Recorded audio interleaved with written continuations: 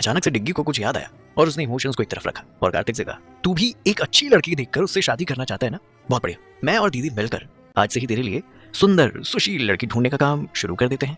जैसे ही कार्तिक ने ये बात सुनी उसे खांसी आनी शुरू हो गई और उसने पास में रखा हुआ पानी का गिलास एक ही घूंट में पीते हुए पहले खुद को रिलैक्स किया और फिर अपनी बहन को घूरते हुए देखकर कहा, अरे यार दीदी, आपके सामने तो इमोशंस में कुछ भी कहना भी पाप है। एक एक शब्द को पकड़ लेती हूँ, नहीं करनी मुझे आपसे बात यार, जाओ आप यहाँ से। कार्तिक की चोरी पकड़ी गई थी, इसीलिए उसने डिग्गी को यहाँ से जाने के लिए कह दिया था, पर डिग्गी इतनी आसानी से नहीं मानने वाली। उसने जाते जाते कहा, अभी के लिए जा रही हूँ, पर ध्यान रखना अगर मुझे पता चला कि इस गॉसिप में थोड़ी सी भी सच्चाई है तो मैं कहीं से भी उस लड़की को ढूंढ निकालूंगी। अपनी बात कहकर दीक्षा वहां से चली गई और कार्तिक के चेहरे पर मुस्कान आ गई। दीक्षा कार्तिक से बात करके लिफ्ट में जा ही रही थी कि तभी उसकी नजर मैगी पर गई, जो अपना काम निपटाकर कार्तिक के केबिन की तरफ जा रही थी। मैगी को देखते ही दीक्षा की आंखों में चमक आ गई। उसने तुरंत हाथ दिखाकर मैगी का रास्ता रोक लिया। मैगी ने जैसे ही दीक्षा को अपने सामने देखा तो तुरंत उसे विश करते हुए बोली, हेलो डायरेक्टर दीक्षा। दीक्षा ने तुरंत अपने चेहरे की मुस्कान को साइड में रखा और थोड़ा सीरियस होते हुए बोली, मैगी, तुम तो कार्तिक के साथ हमेशा रहती हो ना? क्या पिछले कुछ टाइम में तुम्हें कार्तिक के बिहेवियर में थोड़ा सा बदलाव नजर आया है? मेरा मतलब है कि क्या वो किसी लड़की को पसंद करता है या किसी को डेट कर रहा हो? मैगी भला इस बात को कैसे नहीं समझती। कार्तिक के बिहेवियर में तो क्रिया के आते ही बदलाव होने शुरू हो गए थे। कार्तिक अब ज्यादा गुस्सा नहीं करता था, ना ही नेगेटिव बातें करता था। मैगी को सब कुछ पता था। 5 सालों में कार्तिक का क्रिया के लिए प्यार हर दिन बढ़ता जा रहा था। वो तो बस क्रिया के वापस आने का इंतजार कर रहा था। पर मैगी एक भी बात तब तक अपने मुंह से नहीं निकाल सकती थी जब तक कि कार्तिक खुद उसे बताने का ऑर्डर ना दे। बातें सोचकर मैगी के चेहरे पर मुस्कान आ रही थी, पर उसने खुद की मुस्कुराहट को रोक लिया और उसी सीरियस टोन में जवाब देते हुए बोली, नहीं ऐसा कुछ नहीं है, बॉस तो हमेशा काम ही लगे रहते हैं, उनके बिहेवियर में कोई चेंज नहीं दिखा मुझे। दीक्षा अच्छे से जानती थी कि मैगी कार्तिक की सबसे वफादार एम्प्लॉय है और वो कार्तिक की परमिशन के बिना सांस भी नहीं लेगी, इसीलिए उसने विश्वास ना करते हुए कहा, ओह रियली? मैगी ने बिना 1 मिनट गवाए तुरंत हाँ में सिर हिला दिया। जल्दी ही दीक्षा वहां से चली गई क्योंकि उसे मैगी से कुछ पता नहीं चलने वाला था। मैगी को आज थोड़ी चिंता हो रही थी कि दीक्षा के सामने वो कब तक अपने बॉस और क्रिया के रिश्ते को छुपा कर रख पाएगी। वहीं इन सबसे बेखबर हॉस्पिटल में क्रिया को कोई आइडिया नहीं था कि इंटरनेट पर उसके और कार्तिक के बारे में क्या खबरें चल रही हैं, क्योंकि पिछले 2 दिन से वो पूरे टाइम बस कुहू के साथ थी और उसी का ख्याल रख रही थी। कुहू को एक और दिन हॉस्पिटल में ऑब्जर्वेशन के लिए रखना था और इसीलिए जैसे ही क्रिया ने टोमेटो सूप कुहू को पिलाकर बॉल को पास वाली टेबल पर रखा, कुहू ने अपनी छोटी छोटी पलकें झपकाकर क्रिया की तरफ देखते हुए कहा, मम्मा और टोमेटो सूप है क्या? कुहू को अभी भी भूख लग रही है। इतना कहकर कुहू अपने छोटे से पेट पर हाथ फेरने लगी ताकि अपनी मम्मी को बता सके कि उसे अभी भी भूख लग रही है। कुहू को ऐसी हरकत करते हुए देखकर क्रिया ने उसके गालों पर हाथ रखते हुए कहा, अभी डॉक्टर ने मना किया है ना, जब तुम अच्छे से ठीक हो जाओगी तो मैं तुम्हें बहुत सारा टोमेटो सूप पिलाऊंगी। क्रिया की बात सुनकर कुहू ने हल्के से मुस्कान पास कर दी। तभी उसे कुछ याद आया और उसने क्रिया का हाथ पकड़ लिया। मम्मा, इंडिया आते वक्त आप मुझसे कह रही थी ना कि आप मुझे बड़े नाना जी से मिलवाएंगी, पर मैं तो 2 दिन से हॉस्पिटल में हूँ। अब बड़े नाना जी को मेरी फिक्र हो रही होगी ना, मैं उनसे मिलने नहीं गई। इतना कहकर कुहू थोड़ी परेशान हो गई। क्रिया ने मुस्कुराते हुए कहा, तुम चिंता मत करो कुहू, मैंने बड़े नाना जी को बता दिया था कि तुम हॉस्पिटल में हो। क्रिया ने अपनी बात पूरी की ही थी कि तभी वार्ड का दरवाजा खुला और 2 लोग उस वार्ड के अंदर आ गए। ये 2 लोग कोई और नहीं बल्कि क्रिया के नाना जी और उनका मैनेजर रमेश थे। क्रिया ने बहुत खुश होकर अपने नाना जी को गले लगाते हुए कहा, नाना जी आप कैसे हैं? कुहू ध्यान से क्रिया के नाना जी को देख रही थी। नाना जी बिल्कुल किसी कहानी के बड़े नाना जी की तरह ही थे, जिनकी बड़ी बड़ी सफेद दाढ़ी थी और सफेद बाल थे और फिर भी वो दिखने में यंग लग रहे थे। नाना जी की उम्र 71 साल थी और उन्हें किसी भी तरह की कोई बीमारी नहीं थी। क्रिया के नाना जी बरसों से आयुर्वेदिक दवाओं के बारे में रिसर्च कर रहे थे और उन्होंने गोयल मेडिकल सेंटर के नाम से एक अस्पताल भी खोला था, जहां सबसे प्रोफेशनल और पुराने डॉक्टर्स लोगों का इलाज करते थे। क्रिया के नाना जी खुद भी एक इज्जतदार और प्रोफेशनल डॉक्टर थे, इसीलिए उनका पूरे देश में बहुत नाम था। क्रिया ने थोड़ा नाराज होते हुए कहा, नाना जी मैंने आपको मना किया था ना कि आप हॉस्पिटल मत आना, कुहू के ठीक होते ही मैं उसे आपसे मिलवाने ले आती ना। क्रिया को नाराज होते हुए देखकर उसके नाना जी किशोर दास जी ने अपने हाथ में पकड़ी हुई फ्रूट्स की बास्केट क्रिया के हाथों में दी और कुहू को देखते हुए बोले, तुम पता नहीं कब लेकर आती इसे, पर मैं अपनी नातिन से मिलने का और इंतजार नहीं कर सकता था। किशोर दास जी 5 साल से अपनी नातिन के लौटने का इंतजार कर रहे थे। जब उन्हें पता चला कि क्रिया उनकी बेटी कुहू के साथ इंडिया वापस आ रही है तो उनसे इंतजार नहीं हुआ और वो हर हालत में एक बार अपनी नातिन से मिलना चाहते थे। नाना जी कुहू के बेड के पास गए और वहां बैठकर ध्यान से कुहू का चेहरा देखने लगे। उसकी छोटी छोटी प्यारी आंखें जिनमें अपनी मम्मा के लिए फिक्र और दुनिया जहान का प्यार बसा हुआ था, वो बच्ची दिखने में बिल्कुल किसी एंजल की तरह लग रही थी। कुहू ने जब देखा कि उसके नाना जी उसे लगातार देखे जा रहे हैं, उसने नाना जी के बोलने का इंतजार किया। मैं जानती हूँ आपको, आप कौन हो? कुहू की मीठी आवाज सुनकर नाना जी बड़े खुश हो गए। उन्होंने कुहू के सिर पर हाथ रखते हुए कहा, अच्छा बताओ मैं कौन हूँ? कुहू ने अपनी टिमटिमाती आंखों से नाना जी की तरफ देखते हुए कहा, आप मेरी मम्मा के नाना जी हो, तो मेरे बड़े नाना जी हुए। आपको पता है, आपकी दाढ़ी बिल्कुल मेरी स्टोरी बुक के कैरेक्टर की तरह है। मैंने आपको बिल्कुल उसी तरह इमेजिन किया जैसे आप दिख रहे हैं, बिल्कुल किसी सांता क्लॉज की तरह। क्या मैं एक बार आपकी दाढ़ी को हाथ लगाकर देख सकती हूँ? कुहू की प्यारी प्यारी बातें सुनकर नाना जी की आंखों में हल्के आंसू आ गए। उन्होंने हाँ में अपना सिर हिला दिया और कुहू को अपनी दाढ़ी को हाथ लगाने दिया। उन्हें इस वक्त कुहू में अपनी क्रिया नजर आ रही थी। हालांकि कुहू की स्मार्टनेस क्रिया से भी ज्यादा थी। नाना जी ने हंसते हुए कुहू से कहा, हमारी नातिन को हमारी दाढ़ी कैसी लगी? नाना जी की बात सुनकर कुहू ने दाढ़ी को हाथ लगाते हुए कहा, बड़े नाना जी, आपकी दाढ़ी तो बिल्कुल टिगर जैसी है। नाना जी को कुछ समझ नहीं आया। उन्होंने कंफ्यूज होते हुए पूछा, टिगर मतलब? कुहू तुतलाकर बोलती थी, इसलिए कुछ शब्द उसके सही नहीं निकलते थे। क्रिया ने कुहू की बात को सही करते हुए कहा, नाना जी, उसके कहने का मतलब है कि आपकी दाढ़ी टाइगर के बालों जैसी है। जैसे ही नाना जी को पूरी बात समझ में आई तो वो जोर जोर से हंसने लगे। उसके साथ साथ उनके मैनेजर रमेश और क्रिया को भी हंसी आ गई। नाना जी ने खुश होते हुए कहा, तो क्या हमारी नातिन ने टाइगर को देखा है कभी, या उसके बालों को हाथ लगाया है? नाना जी का सवाल सुनकर कुहू ने बहुत एक्साइटेड होते हुए कहा, हाँ बिल्कुल, मेरे बर्थडे पर मम्मा ने मुझे एक टाइगर गिफ्ट किया था और उसके बाल बिल्कुल आपकी दाढ़ी की तरह थे, पर मैं उसे अपने साथ लंदन से मुंबई नहीं ला पाई। इतना कहकर कुहू थोड़ी उदास हो गई। कुहू की ज़ोडिएक साइन लियो थी और इसीलिए क्रिया ने उसे टाइगर का खिलौना गिफ्ट किया था। कुहू हर रात वो टाइगर को अपने साथ लेकर सोती थी ताकि अपनी मम्मा को प्रोटेक्ट कर सके। वैसे तो किशोर दास जी को अपनी दाढ़ी बहुत प्यारी थी और वो जल्दी से किसी को अपनी दाढ़ी को हाथ नहीं लगाने देते थे, लेकिन उन्हें उतनी ही प्यारी तो अपनी कुहू भी थी। इसीलिए उन्होंने कुहू को उदास देखकर उससे कहा, कोई बात नहीं, तुम ही तो कह रही हो कि मेरी दाढ़ी तुम्हारे टाइगर की तरह है, तो तुम आज से मेरी दाढ़ी को हाथ लगा लेना, ठीक है?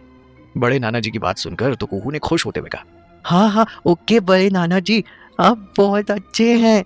मैंने पिछले जन्म में दुनिया बचाई थी, इसीलिए आप मुझे इस जन्म में मिले हैं। अरे कुहू की इतनी बड़ी बड़ी बातें सुनकर एक बार के लिए तो उसके नाना जी हैरान रह गए और क्रिया को देखने लगे। तभी क्रिया ने पल के झपकाकर हाँ में सिर हिला दिया। नाना जी समझ गए और उन्होंने भी कुहू की बातें सुनकर हंसना शुरू कर दिया। जल्दी ही नाना जी वापस चले गए और डॉक्टर ने भी बताया कि कुहू को अब डिस्चार्ज किया जा सकता है। क्रिया डिस्चार्ज का प्रोसीजर पूरा करने जा ही रही थी कि तब तक सोनाक्षी और कुणाल भी कुहू को लेने हॉस्पिटल आ गए। जब किसी का ध्यान क्रिया पर नहीं गया तो सोनाक्षी क्रिया को एक कोने में लेकर गई और बहुत सीरियस होते हुए बोली कि ये सब क्या चल रहा है क्रिया, तेरा दिमाग तो ठिकाने पर है ना? सोनाक्षी आज से पहले इतना गुस्से में कभी दिखाई नहीं दी थी। उसे इतना सीरियस होते हुए देखकर क्रिया ने हैरान होते हुए कहा, क्या हो गया, तू इतना गुस्सा क्यों कर रही है? क्रिया के पूछने पर अपना हाथ में पड़ा हुआ न्यूज़पेपर सोनाक्षी ने क्रिया को दे दिया और उसकी फ्रंट लाइन पढ़ने के बाद क्रिया को समझ में आ गया कि उस दिन कार्तिक को बचाने के चक्कर में ये बात रातों रात एक स्कैंडल बन गई है। क्रिया ने अपना चेहरा ढका हुआ था और फोटो में सिर्फ उसकी पीठ दिखाई दे रही थी। सोनाक्षी ने थोड़ा गुस्से से पूछा, मैं सही सोच रही हूँ ना? न्यूज़पेपर में छपी हुई इस तस्वीर में ये जो लड़की है तू ही है, लेकिन ये बिल्कुल वही टी शर्ट है ना जो तू परसों हॉस्पिटल पहन कर आई थी। सच सच बता, क्या चल रहा है? तू मुझसे कुछ छुपा रही है ना? सोनाक्षी को गुस्सा करते हुए देखकर क्रिया ने तुरंत बात पलटते हुए कहा, ये तो क्या बोल रही है सोना, ये लड़की मैं कैसे हो सकती हूँ? हाँ मैंने माना कि इस लड़की की टी शर्ट थोड़ी थोड़ी मेरे जैसी मिलती है, पर आजकल एक जैसे प्रिंट की टी शर्ट्स पहनना भी तो आम बात है, और मैं कोई सेलिब्रिटी थोड़ी ना हूँ जो यूनिक कपड़े पहनूंगी। मैं तो कार्तिक मित्तल से कभी मिली भी नहीं हूँ, मैं ये लड़की कैसे हो सकती हूँ? क्या सोनाक्षी मानेगी क्रिया की बात और करेगी उसकी बातों पर विश्वास, या आखिर में सच बता देगी क्रिया सोनाक्षी? अपनी बात कहकर क्रिया ध्यान से सोनाक्षी को देखने लगी कि वो उसकी बात पर विश्वास करेगी भी या नहीं। और वहीं दूसरी तरफ सोनाक्षी को भी कहीं ना कहीं ये बात सच लग रही थी। कुछ ही दिन तो हुए थे क्रिया और कुहू को इंडिया आए हुए, और उस दिन गाड़ी में उसने खुद ही कार्तिक मित्तल के बारे में क्रिया को कुछ बातें बताई थी। क्रिया तो पहले से कुछ जानती भी नहीं थी। सोनाक्षी को लगा कि अब वो ज्यादा ही सोच रही है, इसीलिए उसने भी इस बात को आगे नहीं बढ़ाया। उसने भी यही सोचा कि क्रिया कार्तिक के साथ कोई रिश्ता क्यों बनाएगी। कार्तिक तो देवांश और ऋषभ की कंपनी को सपोर्ट करता है, इस तरह से तो वो क्रिया का दुश्मन हुआ। वहीं दूसरी तरफ क्रिया ये बात अभी सोनाक्षी को नहीं बताना चाहती थी, क्योंकि उसके मन में कुहू को लेकर अभी भी डर बैठा हुआ था। जल्दी ही डिस्चार्ज पेपर पर साइन करवाकर सारे लोग अस्पताल से बाहर आ गए। कुहू के बड़े नाना जी उसे कुछ दिन अपने साथ रखना चाहते थे, इसलिए क्रिया कुहू को अस्पताल के बाद सीधे उसके बड़े नाना जी के पास ले गई। क्रिया और कुहू वहां से चले गए, पर सोनाक्षी अभी भी लगातार कुहू को देखे जा रही थी। कुछ ही दिनों में सोनाक्षी का कुहू के साथ बहुत अच्छा बॉन्ड बन गया था। कुणाल ने जब सोनाक्षी को इस तरह कुहू को निहारते देखा तो खुद को पूछने से रोक नहीं पाया, क्या हुआ, तुम कुहू को ऐसे क्यों दिख रहे हो? कुणाल की बात सुनकर सोनाक्षी ने थोड़ा उदास होते हुए और थोड़ा एक्साइटेड होते हुए कहा, कुणाल मुझे भी कुहू जैसी प्यारी सी बेटी चाहिए। सोनाक्षी की बात सुनकर एक बार के लिए कुणाल हैरान रह गया, पर वो खुश भी था। उनका 7 साल का रिश्ता अब इस मुकाम पर आ गया है कि दोनों अपने परिवार के बारे में सोच रहे हैं। कुणाल ने सोनाक्षी का हाथ पकड़कर अपनी तरफ खींचा और उसके कानों के पास जाकर धीरे से बोला, हाँ हाँ क्यों नहीं, चलो चलकर फैमिली प्लानिंग करते हैं। भले ही दोनों इतने लंबे टाइम से एक दूसरे को डेट कर रहे थे, पर दोनों ही आज तक किसी भी फिजिकल रिलेशनशिप में नहीं आए थे। सोनाक्षी चाहती थी कि ये सब कुछ शादी के बाद ही हो, इसीलिए कुणाल ने भी उसे कभी फोर्स नहीं किया। अब जब उसने सुना कि उसकी गर्लफ्रेंड फैमिली प्लानिंग करना चाहती है तो वो भी खुशी के मारे एक्साइटेड हो गया। वहीं दूसरी तरफ अभी तक क्रिया कुहू को लेकर अपने नाना जी के मेंशन में आ चुकी थी। क्रिया के नाना जी का घर बहुत बड़ा और बहुत खूबसूरत था। वहाँ बहुत सारे सर्वेंट काम करते थे और बाहर गार्डन में खूबसूरत फूलों के और अलग अलग तरह के आयुर्वेदिक जड़ी बूटियों के पौधे लगे हुए थे। हर वक्त आते हवा के झोंके इस घर को स्वर्ग बनाए रखते थे। नाना जी ने पहले से ही घर के नौकरों को कहकर पूरा घर साफ करवा दिया था और उसे डेकोरेट करवाया था, क्योंकि उनकी नातिन 5 साल के बाद इस घर में आ रही है।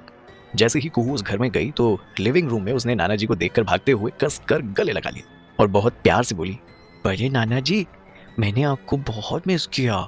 जहाँ बच्चे नई जगह देखकर थोड़ा सा शांत हो जाते हैं, वहीं लेकिन दूसरी तरफ कुहू अपनी बड़ी बड़ी आंखों से पूरे घर को निहार रही थी और इतने बड़े घर को देखकर खुश भी हो रही थी। नाना जी का ये घर किसी महल से कम नहीं था, इसीलिए क्रिया अक्सर इस घर को राजमहल कहकर बुलाया करती थी। कुहू को अपने पास देखकर नाना जी ने बहुत एक्साइटेड होते हुए कहा, मैंने भी अपनी बच्ची को बहुत याद किया। अच्छा, गेस करके बताओ मैंने तुम्हारे लिए क्या तैयारी की है। नाना जी की बात सुनकर कुहू बहुत देर तक अपने छोटे छोटे हाथों को अपने दिमाग पर लगाकर सोचती रही, पर उसे कुछ याद नहीं आया।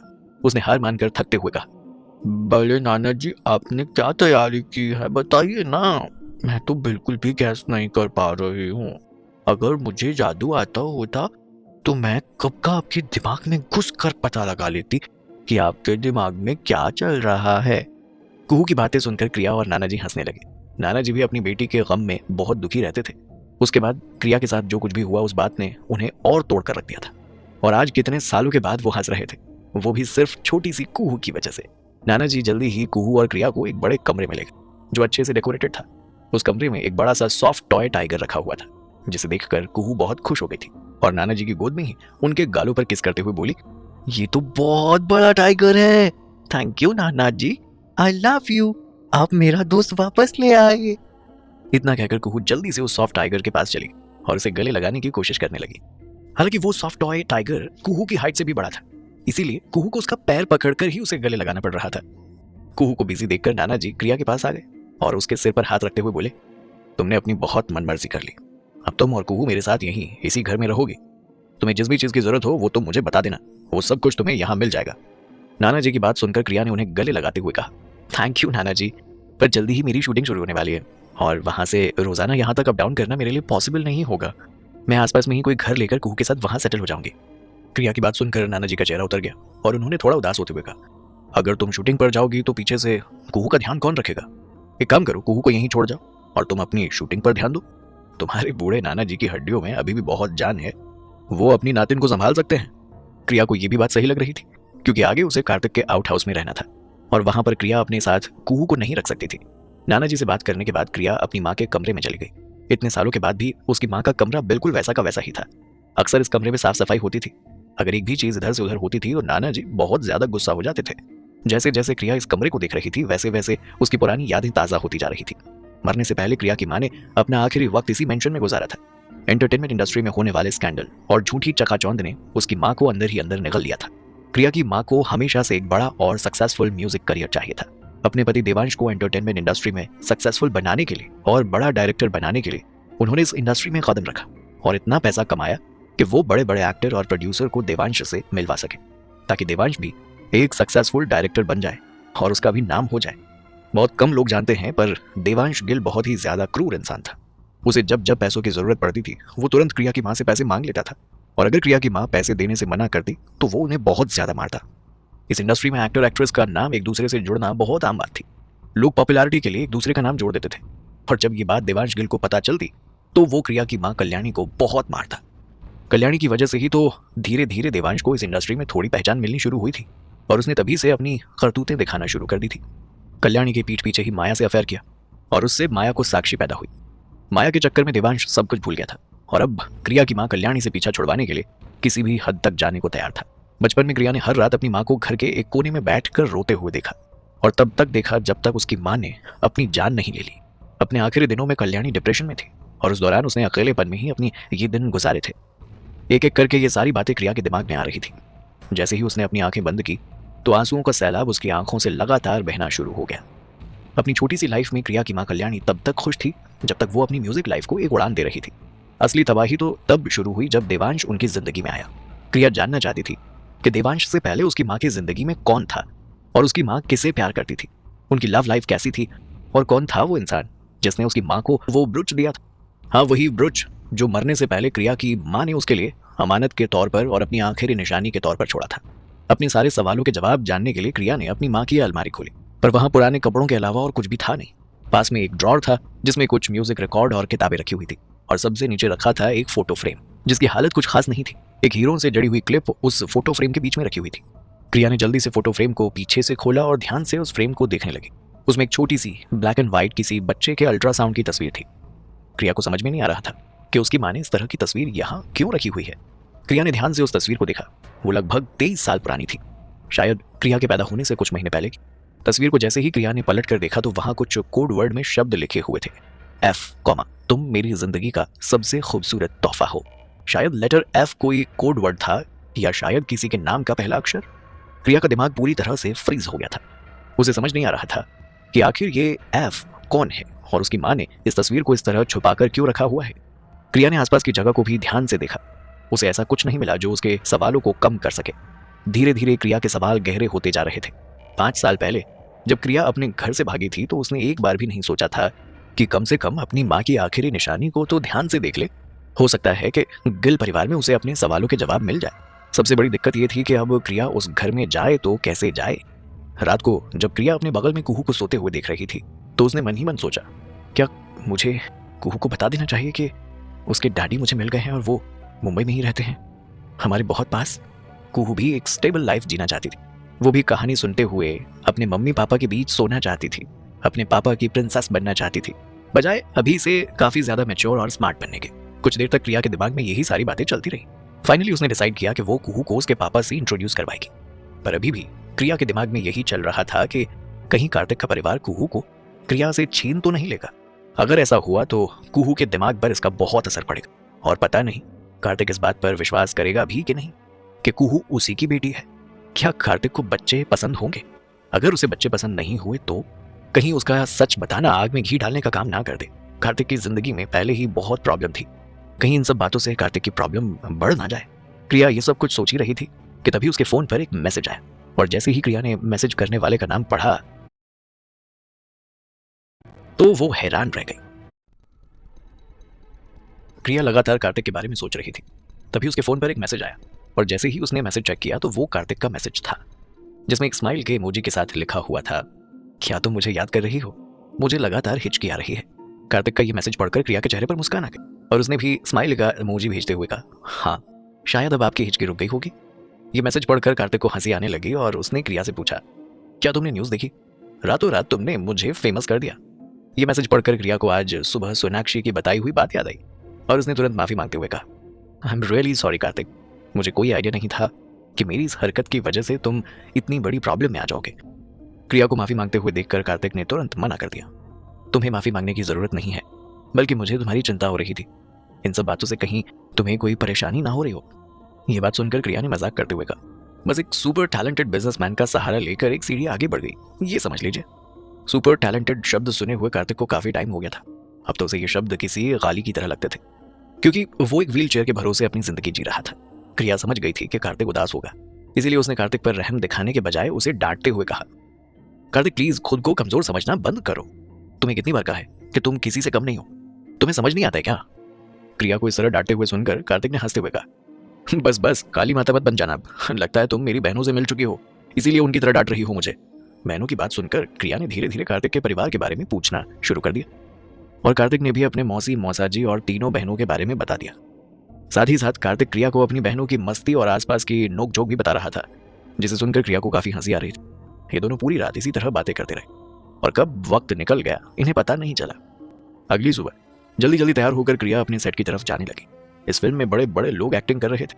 फिल्म का नाम स्लीपिंग ब्यूटी था, और इस फिल्म के लीड एक्टर का रोल नील कपूर को मिला था, और हीरोइन सितारा बनी थी। इस फिल्म की सेकंड लीड एक्ट्रेस साक्षी बनी थी। फिल्म ऊपर से लेकर नीचे तक बड़े बड़े एक्टर्स से भरी हुई थी, जिसका मतलब साफ था कि ये फिल्म हिट होकर रहेगी।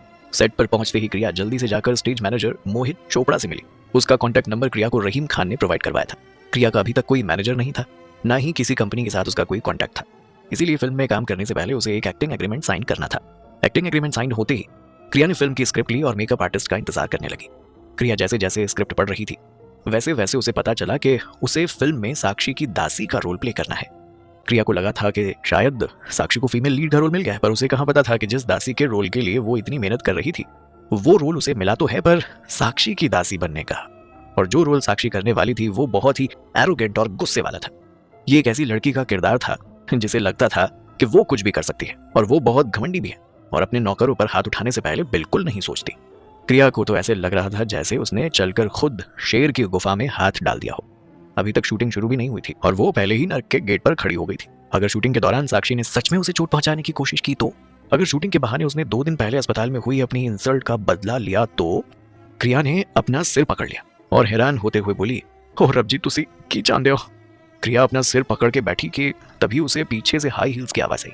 लगातार टक टक करती आवाज सुनकर उसे लगा कि शायद उसकी मेकअप आर्टिस्ट होगी, पर जब उसने पीछे मुड़कर देखा तो पीछे साक्षी अपने मैनेजर के साथ खड़ी थी। जितनी परेशान क्रिया साक्षी को देखकर थी उतनी ही हैरान साक्षी यहाँ पर क्रिया को देखकर थी। अचानक ही साक्षी के एक्सप्रेशन बदल गए, उसके चेहरे पर नफरत साफ दिखाई देने लगी। साक्षी ने थोड़ा सीरियस होते हुए पूछा, तुम यहाँ क्या कर रही हो क्रिया?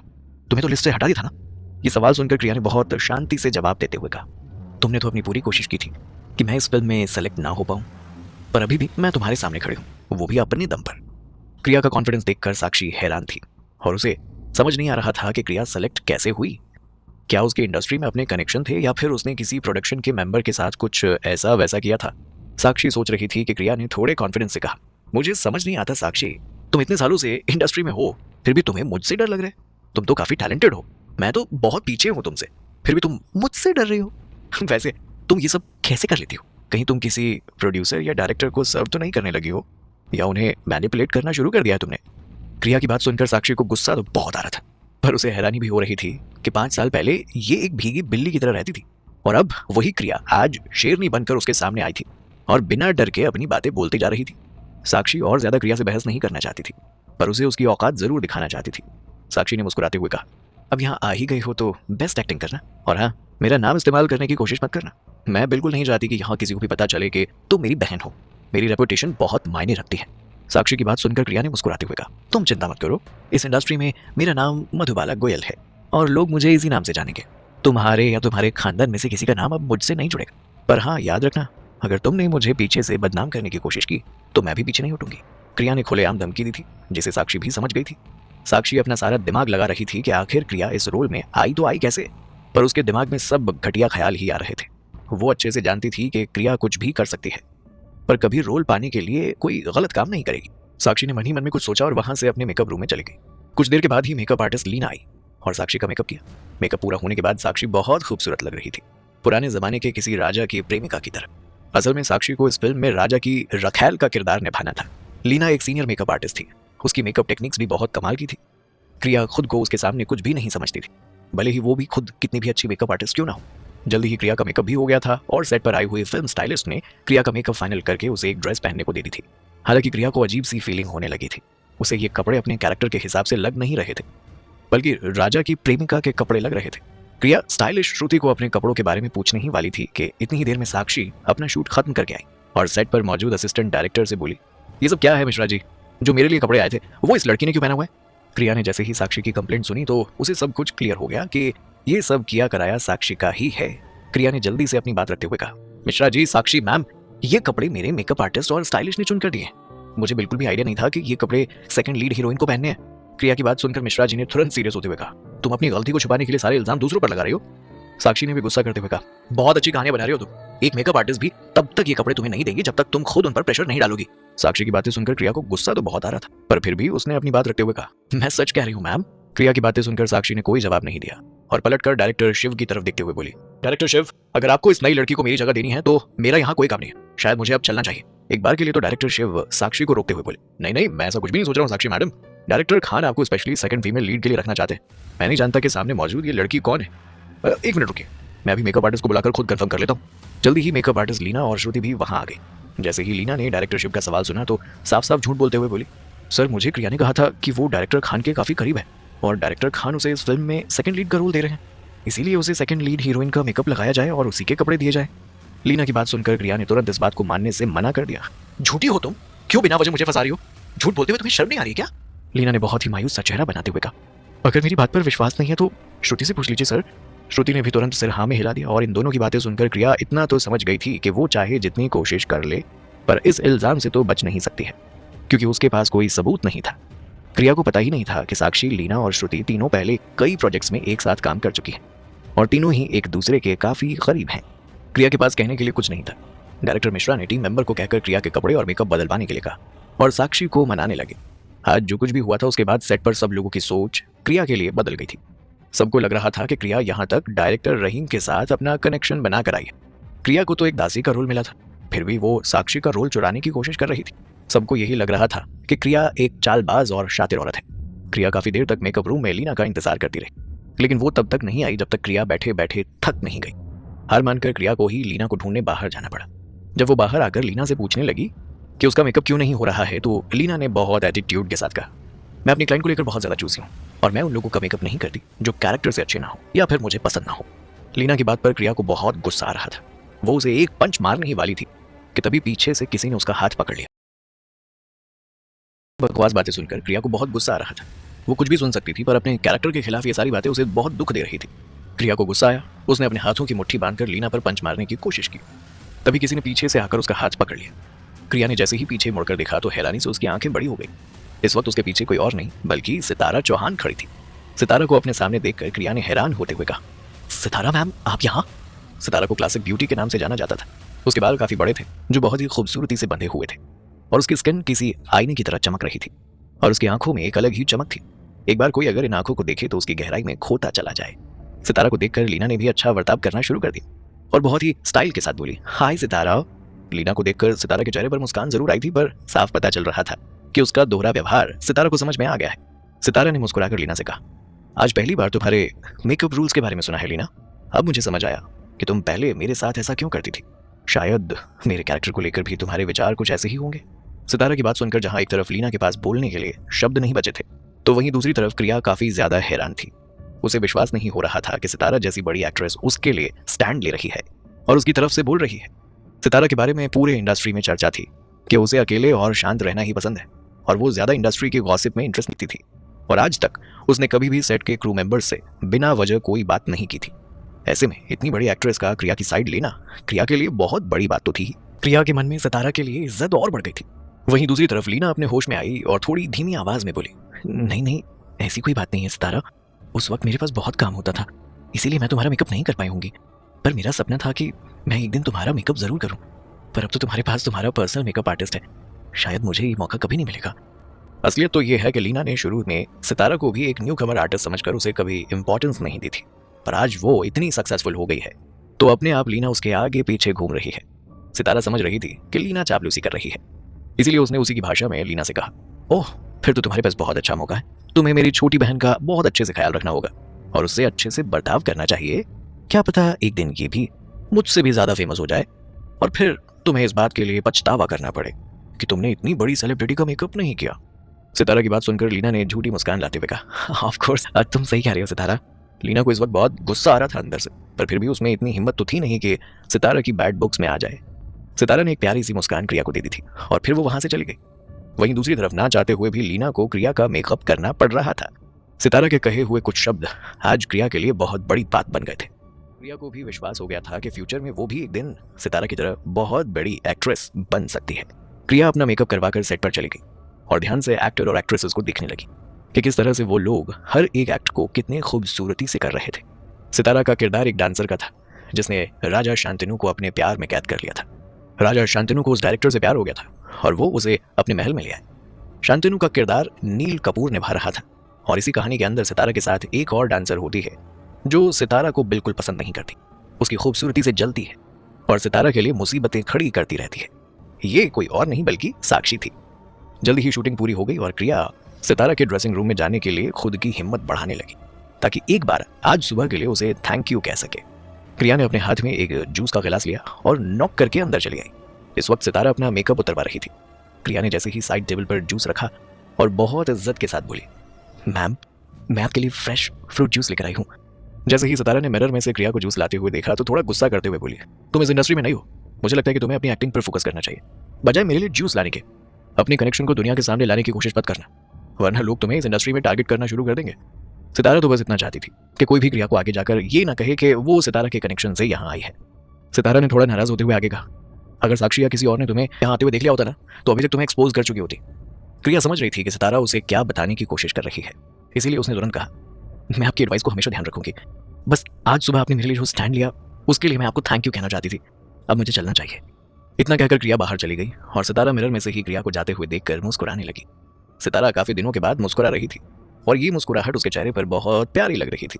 सितारा अक्सर लोगों का चेहरा देखकर उनकी फितरत समझ जाती थी और क्रिया का चेहरा देखकर भी वो समझ गई थी कि ये लड़की जिंदगी में बहुत सक्सेसफुल होगी।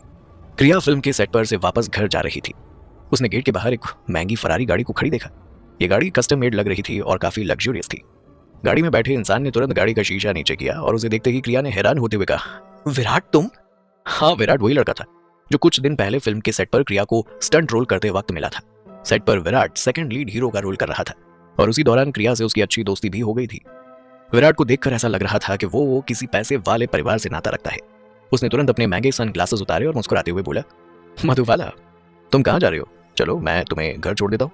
इतना कहकर वो तुरंत अपनी गाड़ी से बाहर आया और क्रिया के लिए उसने दरवाजा खोल दिया। अब बुद्ध बने यहाँ क्यों खड़ी हो? अंदर चलो, जल्दी बैठो, मैं तुम्हें छोड़ दूंगा। वैसे तो विराट एक अमीर और इज्जतदार खानदान का बेटा था और उसे अपने इकलौते वारिस होने का बहुत घमंड भी था। फिल्म इंडस्ट्री तो उसने सिर्फ अपने शौक की वजह से ज्वाइन की थी, पर एक सच्चाई ये भी थी कि अपनी एक्टिंग के दौरान वो कभी भी अपने गुरूर को नहीं आने देता था और हमेशा सबसे इज्जत से पेश आता था। क्रिया को विराट के साथ जाने में कोई इंटरेस्ट नहीं था, इसीलिए उसने मना करते हुए कहा, नहीं नहीं रहने दो, मैं अपने आप चली जाऊंगी। पर विराट मानने को तैयार नहीं था। उसने इंसिस्ट करते हुए कहा, कम ऑन यार, क्या हम लोग अच्छे दोस्त नहीं हैं? और एक दोस्त दूसरे दोस्त की मदद कर ही सकता है, इसमें कोई बड़ी बात नहीं है। क्रिया अपना दिमाग दौड़ाए जा रही थी, पर उसे कोई भी अच्छा बहाना नहीं मिल रहा था ताकि वो विराट को मना कर सके। तभी उसके फोन पर कार्तिक का कॉल आया और उसने एक्सक्यूज मी कहकर तुरंत कार्तिक का कॉल रिसीव कर लिया। क्रिया ने खुश होते हुए कहा, हेलो कार्तिक, बहुत सही टाइम पर कॉल किया है तुमने।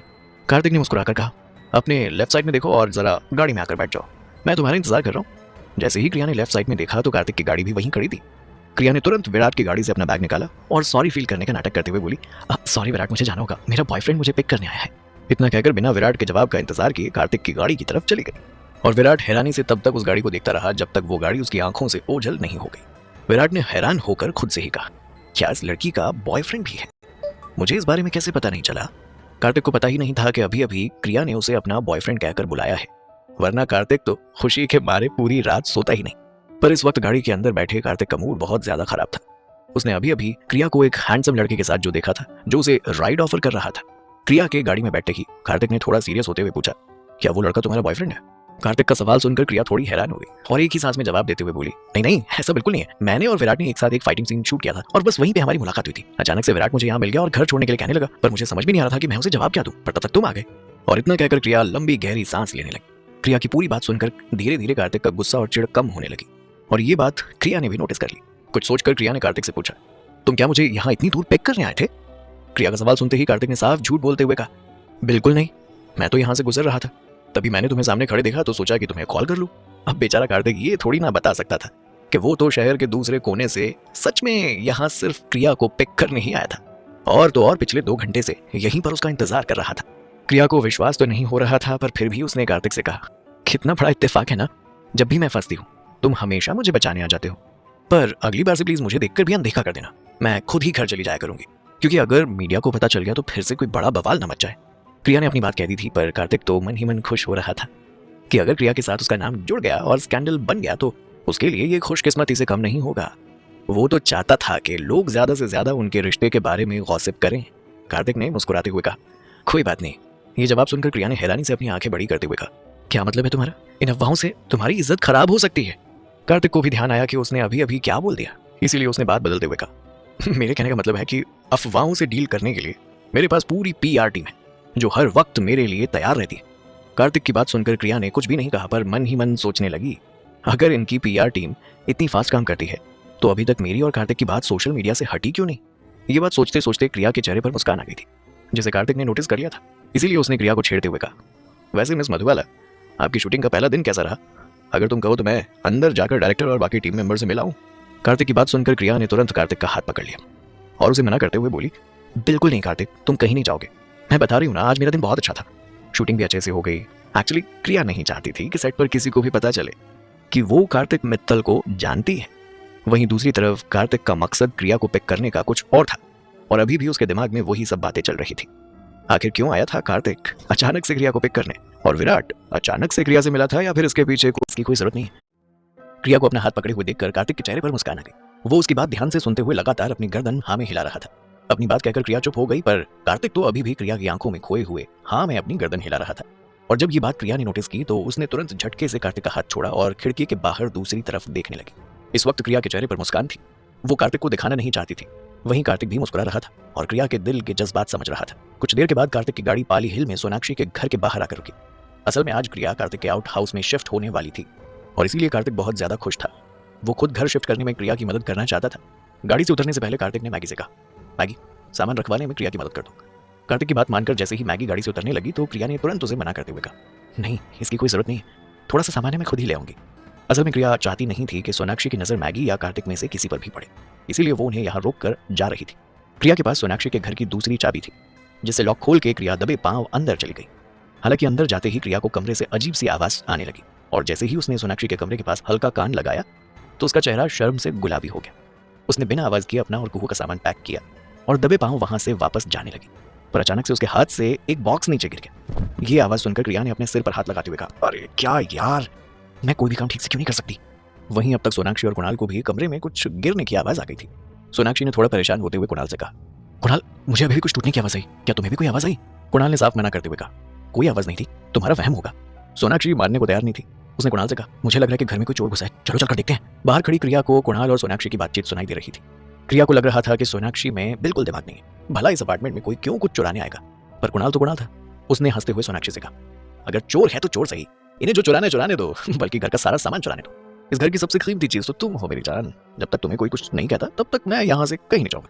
अब तुम उन्हें छोड़ो, मुझ पर फोकस करो। इस सिचुएशन में भी कुणाल को इस तरह लावी डावी बातें करते हुए देखकर क्रिया को हंसी आने लगी और साथ ही साथ शर्म के मारे उसके गाल ज्यादा लाल हुए जा रहे थे। क्रिया ने खुद से ही कहा, ओह गॉड, अगर मैं यहाँ ज्यादा देर रुकी ना तो रोजाना मुझे इन लोगों की लवी डावी बातें सुननी पड़ेगी। चल क्रिया जल्दी भाग यहाँ से। इतना कहकर क्रिया ने अपना सारा सामान उठाया और फ्लैट बंद करके नीचे आ गई। मैगी बाहर ही इन लोगों का इंतजार कर रही थी। क्रिया को देखकर उसने सारा सामान लिया और गाड़ी में रखने लगी। क्रिया के गाल अभी भी गुलाबी थे, उसे अभी भी शर्म आ रही थी। ये बात कार्तिक ने भी नोटिस की थी। इस वक्त क्रिया के गाल गुलाबी हो रहे हैं और कार्तिक ने क्रिया के माथे पर हाथ रखकर चेक करते हुए कहा, तुम्हारा चेहरा इतना लाल क्यों हो रहा है, कहीं तुम्हें बुखार तो नहीं है। क्रिया ने तुरंत ना में अपना सिर हिलाया और कार्तिक का हाथ अपने सिर से हटा दिया। अचानक ही क्रिया के सामने 5 साल पहले वाली होटल की वो रात याद आने लगी, जब उसने और कार्तिक ने खुद को एक दूसरे को सौंपा था। भले ही सब कुछ अनजाने में हुआ था। जल्दी ही क्रिया कार्तिक के साथ उसके घर पहुंच गई।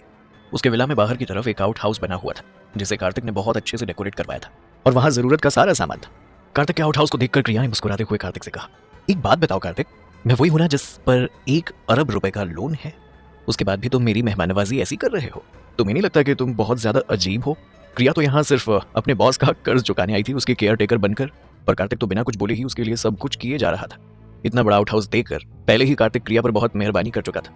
धीरे धीरे अमीरों को लेकर क्रिया की सोच बदल रही थी। उसे तो हमेशा यही लगता था कि अमीर लोग बेरहम होते हैं, पर कार्तिक से मिलने के बाद उसे अपनी सोच बुरी लगने लगी थी। अपने रूम में हॉट शॉवर लेकर और कंफर्टेबल कपड़े पहनकर क्रिया कार्तिक के विला के अंदर आ गई। क्रिया की नजर कार्तिक के कपड़ों पर गई, जो पूरी तरह से भीगे हुए थे और पास में एक जग और गिलास जमीन पर गिरे हुए थे।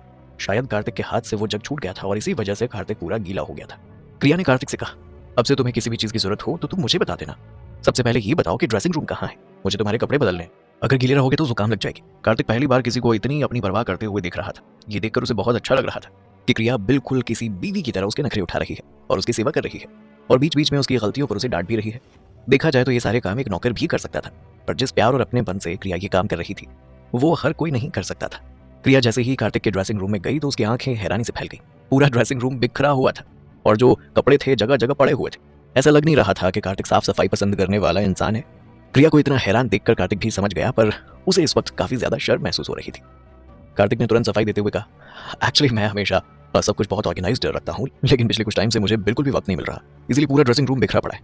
सच तो ये था कि कार्तिक जब अपने आइलैंड पर रहता था तो उसका छोटे से छोटा काम भी मैगी करती थी और कार्तिक को पानी का गिलास उठाने तक की कोई आदत थी नहीं, पर यहाँ आने के बाद उसकी लाइफ बदल गई थी। कार्तिक अपना हर काम खुद करता था और मैगी को सिर्फ प्रोफेशनल कामों के लिए ही रखता था।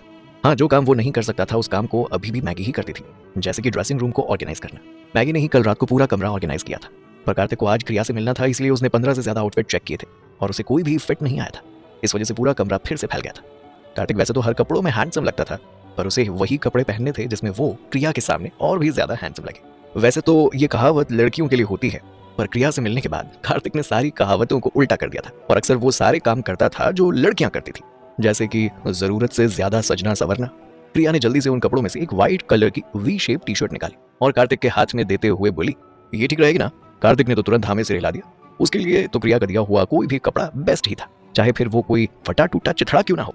2 मिनट तक दोनों ऐसे ही एक दूसरे को देखते रहे। तभी प्रिया ने मुंह बनाते हुए कहा, क्या कर रहे हो कार्तिक? जल्दी से अपनी शर्ट निकालो और इसे चेंज करो। इसके लिए भी कोई मुहूर्त निकलवाओगे क्या? प्रिया की बात सुनकर कार्तिक की आंखें हैरानी से फैल गई और उसने हैरान होते हुए कहा, क्या तुम्हारे सामने चेंज करूं? पर मैं तुम्हारे सामने कैसे कर सकता हूँ? कार्तिक की बात सुनकर प्रिया ने मुंह बनाते हुए कहा, पहली बार तो चेंज नहीं कर रहे हो, आज से पहले भी तो चेंज किया है, अब ज्यादा एक्टिंग करने की जरूरत नहीं है। प्रिया की बात सुनकर कार्तिक ने तुरंत अपनी शर्ट निकाली और इस वक्त उसकी मस्क्यूलर बॉडी साफ नजर आ रही थी। कार्तिक ने तुरंत प्रिया की दी हुई वी शेप टी शर्ट को पहना। एक बार के लिए तो प्रिया की नजर कार्तिक की बॉडी से हट ही नहीं रही थी। वो बहुत ज्यादा हैंडसम लग रहा था, जिससे प्रिया उसकी तरफ काफी अट्रैक्ट हो रही थी।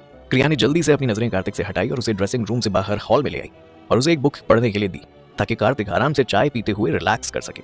खुद वापस ड्रेसिंग रूम में गई और ऊपर से नीचे तक उस कमरे को देखने लगी। ऐसा लग रहा था जैसे कार्तिक ने पूरा शोरूम खोला हुआ है कपड़ों का। इतने कपड़े तो शोरूम वालों के पास भी नहीं होते थे। प्रिया ने अपनी कमर टाइट की और उस पूरे कमरे को साफ करने में लग गई। 1 घंटे तक पूरे ड्रेसिंग रूम को साफ करने के बाद प्रिया जल्दी जल्दी डिनर बनाने लगी, ताकि कार्तिक जल्दी से कुछ खा सके। इस वक्त डाइनिंग टेबल पर दोनों बैठे हुए थे। प्रिया को अपना बनाया हुआ खाना पसंद नहीं आ रहा था, पर कार्तिक के मुंह में तो पानी आ रहा था। उसने जल्दी से हर तरह की डिश अपने प्लेट में सर्व की और खाने लगा। बीच बीच में तारीफ भी करते हुए कार्तिक कह रहा था, तुमने बहुत अच्छा खाना बनाया है, अब तुम भी खा लो, मेरे यहाँ खाना खाने पर बैन नहीं है। कार्तिक को देखकर प्रिया ने जल्दी जल्दी खाना शुरू कर दिया और दोनों अपने अपने इक्विपमेंट लेकर वीडियो गेम खेलने के लिए तैयार हो गए। कार्तिक ने एक्साइटेड होकर प्रिया से पूछा, तुम कौन सा गेम खेलना पसंद करते हो? प्रिया ने मुस्कुराते हुए कहा, वैसे तो मुझे ज्यादा गेम खेलना पसंद नहीं है, पर जब भी बोर होती हूँ तो कॉल ऑफ ड्यूटी गेम खेल लेती हूँ। ये बात सुनकर कार्तिक हैरान हो गया और प्रिया को हाई फाइव देते हुए बोला, मैं भी आजकल वही गेम खेल रहा हूँ, इनफैक्ट वो मेरा फेवरेट है। प्रिया की आईडी का नाम वॉरियर 248 था और कार्तिक की आईडी का नाम प्रिंसेस 148 था। दोनों की ही आईडी उनके जेंडर और नाम से बिल्कुल अपोजिट थे, क्योंकि प्रिया की आईडी लंदन में उसके एक सीनियर फ्रेंड ने बनाई थी और वो ही अक्सर उस गेम में खेला करता था। और जब उसने 3rd रैंक अचीव कर ली तो अपनी आईडी प्रिया को दे दी ताकि वो उससे खेल सके। और दूसरी तरफ कार्तिक की आईडी उसकी बहन दिग्गी ने बनाई थी। जब कार्तिक और प्रिया दोनों को ये पता चला कि दोनों की आईडी ऑपोजिट जेंडर से है तो दोनों की हंसी छूट पड़ी।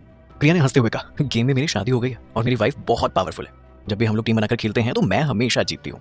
प्रिया की बात सुनकर कार्तिक ने भी टशन दिखाते हुए कहा, गेम में मेरी भी शादी हो गई है और मेरा हस्बैंड भी काफी अच्छा खेलता है। कुछ देर तक इसी तरह खेलने के बाद प्रिया ने एक्साइटेड होते हुए कहा, मेरी वाइफ ऑनलाइन आ गई है, चलो हम गेम खेलने के बाद उसे टीम में शामिल करेंगे। प्रिया की बात सुनकर कार्तिक ने भी खुश होते हुए कहा, मेरा हस्बैंड भी लाइव आ गया। जैसे ही प्रिया ने कार्तिक के मुंह से मेरा हस्बैंड सुना तो वो एकदम से हैरान रही। ये शब्द बहुत अजीब और गलत लग रहा था। कार्तिक को जैसे ही एहसास हुआ कि उसने क्या बोल दिया ये, उसने तुरंत अपनी बात को सही करते हुए कहा, नहीं नहीं, गलत मत समझो, मेरा मतलब है कि इस गेम में जो मेरा हस्बैंड है वो लाइव आ गया। इतना कहकर कार्तिक अपनी नजरें चुराने लगा। कार्तिक और प्रिया अपने हस्बैंड और वाइफ को लेकर बहुत ज्यादा एक्साइटेड है, पर क्या सच में उनके हस्बैंड वाइफ इनके साथ ही होंगे या फिर इन लोगों ने ऑनलाइन नए दुश्मनों को पाल लिया है? और प्रिया दोनों ही इस वक्त गेम खेल रहे थे और उसी दौरान कार्तिक ने प्रिया से पूछा, तुम इस वक्त कहाँ हो? मैं तुम्हें लेने आता हूँ। प्रिया ने अपने गेम की लोकेशन बताई और कहा, मैं इस वक्त जुहू बीच पर हूँ। प्रिया की बात सुनते ही गेम में कार्तिक का कैरेक्टर एक बाइक पर उसी ब्रिज की तरफ जाने लगा। जैसे ही कार्तिक ने प्रिया को वहां देखा तो उसने खुश होते हुए कहा, मैं आ गया हूँ। प्रिया ने जैसे ही जुहू बीच पर अपनी वाइफ यानी कार्तिक को फाइट कॉस्ट्यूम पहने हुए देखा तो उसने एक्साइटेड होते हुए कहा, वाह क्या टाइमिंग है, मेरी वाइफ प्रिंसेस 148 भी आ गई है। जैसे ही कार्तिक ने प्रिया की वाइफ का नाम सुना तो वो हैरान रह गया। वो कुछ देर तक चुप रहा। इस वक्त उसके दिल की धड़कन थम गई। कार्तिक को कुछ बोलता हुआ ना देखकर प्रिया ने फिर से कहा, मेरी वाइफ ऑलरेडी आपसे पहले यहाँ आ गए हैं, पर आप अभी तक नहीं आए हैं। मेरी आईडी का नाम वॉरियर 248 है, आपकी आईडी का नाम क्या है? प्रिया ने यह बात सुनकर कार्तिक से धीरे से बोला, मेरी आईडी का नाम प्रिंसेस 148 है। प्रिया के शब्द तो उसके गले में ही रह गए थे। वो आगे कुछ बोलने की कोशिश कर रही थी पर बोल नहीं पा रही थी। इसका मतलब इन दोनों ने आपस में एक दूसरे से शादी कर ली थी और इन्हें पता भी नहीं चला था। प्रिया को अब समझ में आ गया कि जब भी वो ये गेम खेलती थी तो उसकी वाइफ उसे हमेशा कैसे बचा लेती थी। कार्तिक इस पूरे गेम में 1st रैंक पर था और अनजाने में ही सही, पर वो अपने हस्बैंड यानी प्रिया को कभी हारने नहीं देता था।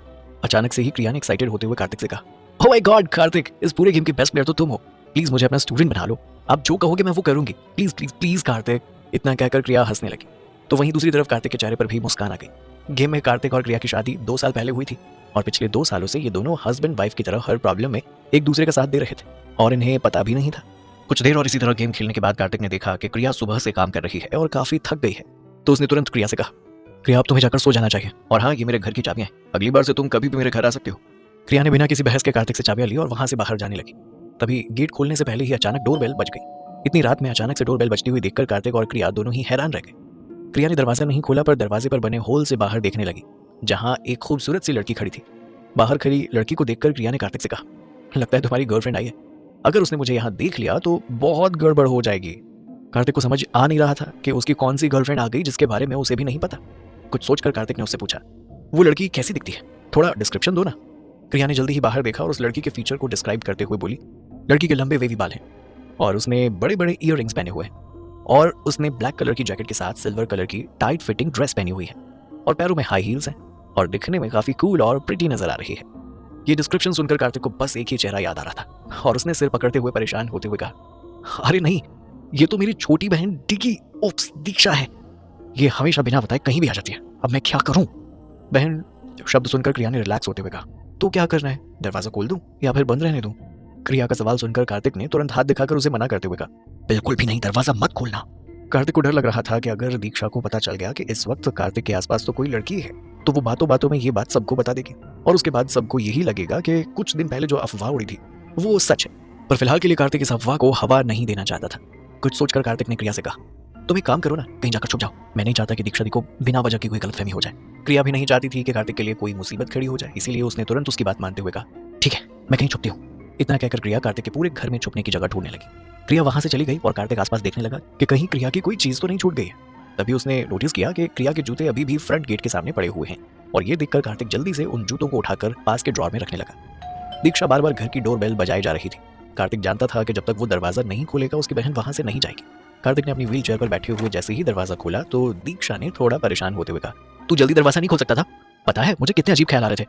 दीक्षा की बात सुनकर कार्तिक ने खुद को रिलैक्स करते हुए कहा, अब यहाँ इतनी रात को क्या कर रही है दीदी? कार्तिक का सवाल सुनकर दीक्षा ने मुंह बनाते हुए कहा, ऑफ कोर्स तुझसे मिलने आई हूँ। अब मुझे अंदर आने देगा या यहीं दरवाजे पर खड़ा रखेगा? इतना कहकर दीक्षा घर के अंदर अपनी गर्दन डालकर इधर उधर देखने लगी। दीक्षा को पता था कि कार्तिक को प्राइवेसी पसंद है और उसे बिल्कुल पसंद नहीं कि कोई भी कभी भी उसके घर चला आए, इसीलिए घर में आने से पहले वो कार्तिक से परमिशन मांग रही थी। पर कार्तिक ने साफ मना करते हुए कहा, नहीं, आप घर के अंदर नहीं जा सकती हैं। कार्तिक ने भले ही मना कर दिया हो पर दीक्षा कहाँ मानने वाली थी। वो तो कार्तिक के घर जासूसी करने आई थी और ये जासूसी उसे उसके अपने परिवार वालों ने ही करने के लिए कहा था। दीक्षा बिल्कुल किसी जासूस की तरह सबूत ढूंढते ढूंढते यहाँ तक आ गई थी। उसे किसी ने बताया था कि कोई लड़की कार्तिक के घर में जाते हुए दिखी है। दीक्षा तो काफी देर से घर के बाहर इंतजार कर रही थी। जब इतनी देर तक भी घर के बाहर कोई नहीं आया तो हार मानकर वो खुद ही घर के अंदर आ गई। दीक्षा तो बस इस बात को सच साबित करना चाहती थी कि कुछ दिन पहले जो स्कैंडल हुआ था और जिसमें कार्तिक की बीवी को दिखाया जा रहा था वो बात बस सच निकले और दीक्षा के घर वाले उसकी शादी की रट लगाना छोड़ दें। कार्तिक को मना करते हुए देखकर दीक्षा ने अपनी मनमानी करते हुए कहा, मैं तुम्हारी बड़ी बहन हूँ और तुम्हारी मर्जी के बिना इस घर में आ सकती हूँ अंदर, ठीक है? इतना कहकर दीक्षा घर के अंदर आ गई और आकर बैठ गई। कार्तिक पीछे से आवाज देता रहा पर दीक्षा ने उसकी एक भी नहीं सुनी और पेट दर्द का बहाना बनाकर कार्तिक के वॉशरूम में घुस गई ताकि कार्तिक उसे घर से ना निकाल दे। और वहीं दूसरी तरफ कार्तिक ने सोचा कि यही सही मौका है क्रिया को ढूंढकर यहाँ से भेजने का, इससे पहले कि दीक्षा दी बाथरूम से बाहर आ जाए। पर कार्तिक को यह समझ में नहीं आ रहा था कि वो क्रिया को ढूंढे कहाँ। इतने बड़े विला में क्रिया कहाँ जाकर छुपी होगी, कार्तिक को कोई आइडिया नहीं था। इन सब से बेखबर क्रिया कार्तिक के ड्रेसिंग रूम में कुछ कपड़ों के बीच दुबक कर बैठी हुई थी। उसे समझ नहीं आ रहा था कि कार्तिक उसे अपनी बहन से मिलवा क्यों नहीं रहा है। क्रिया ने खुद से ही सवाल करते हुए कहा, ये कार्तिक मुझे अपनी बहन से मिलवाने में इतना क्यों झिझक रहा है? मैं तो सिर्फ उसकी केयर टेकर हूँ, उसमें इतना अजीब महसूस होने वाली बात क्या है? क्रिया के दिमाग में खुद के ही सवालों ने घर कर लिया था। कहीं ऐसा तो नहीं कि कार्तिक मुझे अपने परिवार वालों से मिलवाना ही नहीं चाहता हो? वेल, मित्तल फैमिली दुनिया की इतनी बड़ी फैमिली है, ऐसे में कार्तिक की गर्लफ्रेंड भी किसी बड़े परिवार से ही होनी चाहिए। भला मुझे क्यों पसंद? एक मिनट, ये गर्लफ्रेंड कहाँ से आ गई और मैं ये सब क्या सोच रही हूँ? नहीं क्रिया, तू यहाँ काम करने आई, कार्तिक से रिश्ता बनाने नहीं। एक के बाद एक कई ख्याल क्रिया के दिमाग में आ रहे थे पर क्रिया को इस वक्त इन ख्यालों से बाहर निकलना था क्योंकि उसका मकसद अपनी बेटी को अच्छी जिंदगी देना था और अपनी माँ का सपना पूरा करना था। क्रिया ये सब सोची रही थी कि तभी उसे किसी के ड्रेसिंग रूम में आने की आहट हुई और ये देखकर क्रिया का माथा ठंडे पसीने से भीग गया था। वो मन ही मन सोचने लगी कि अगर कार्तिक की बहन यहाँ आ गई तो ओ गॉड प्लीज मुझे बचा लो। क्रिया ने हिम्मत करते हुए अपना सिर उठाया और कपड़ों के बीच से आंखें निकालकर बाहर देखा तो इस वक्त कार्तिक अपनी व्हील चेयर पर बैठा इधर से उधर ढूंढ रहा था उसे। क्रिया कपड़ों को हटाकर कार्तिक के सामने ही आने वाली थी कि इतनी ही देर में उसने पीछे से दीक्षा की आवाज सुनी, कार्तिक तुम यहाँ क्या कर रहे हो?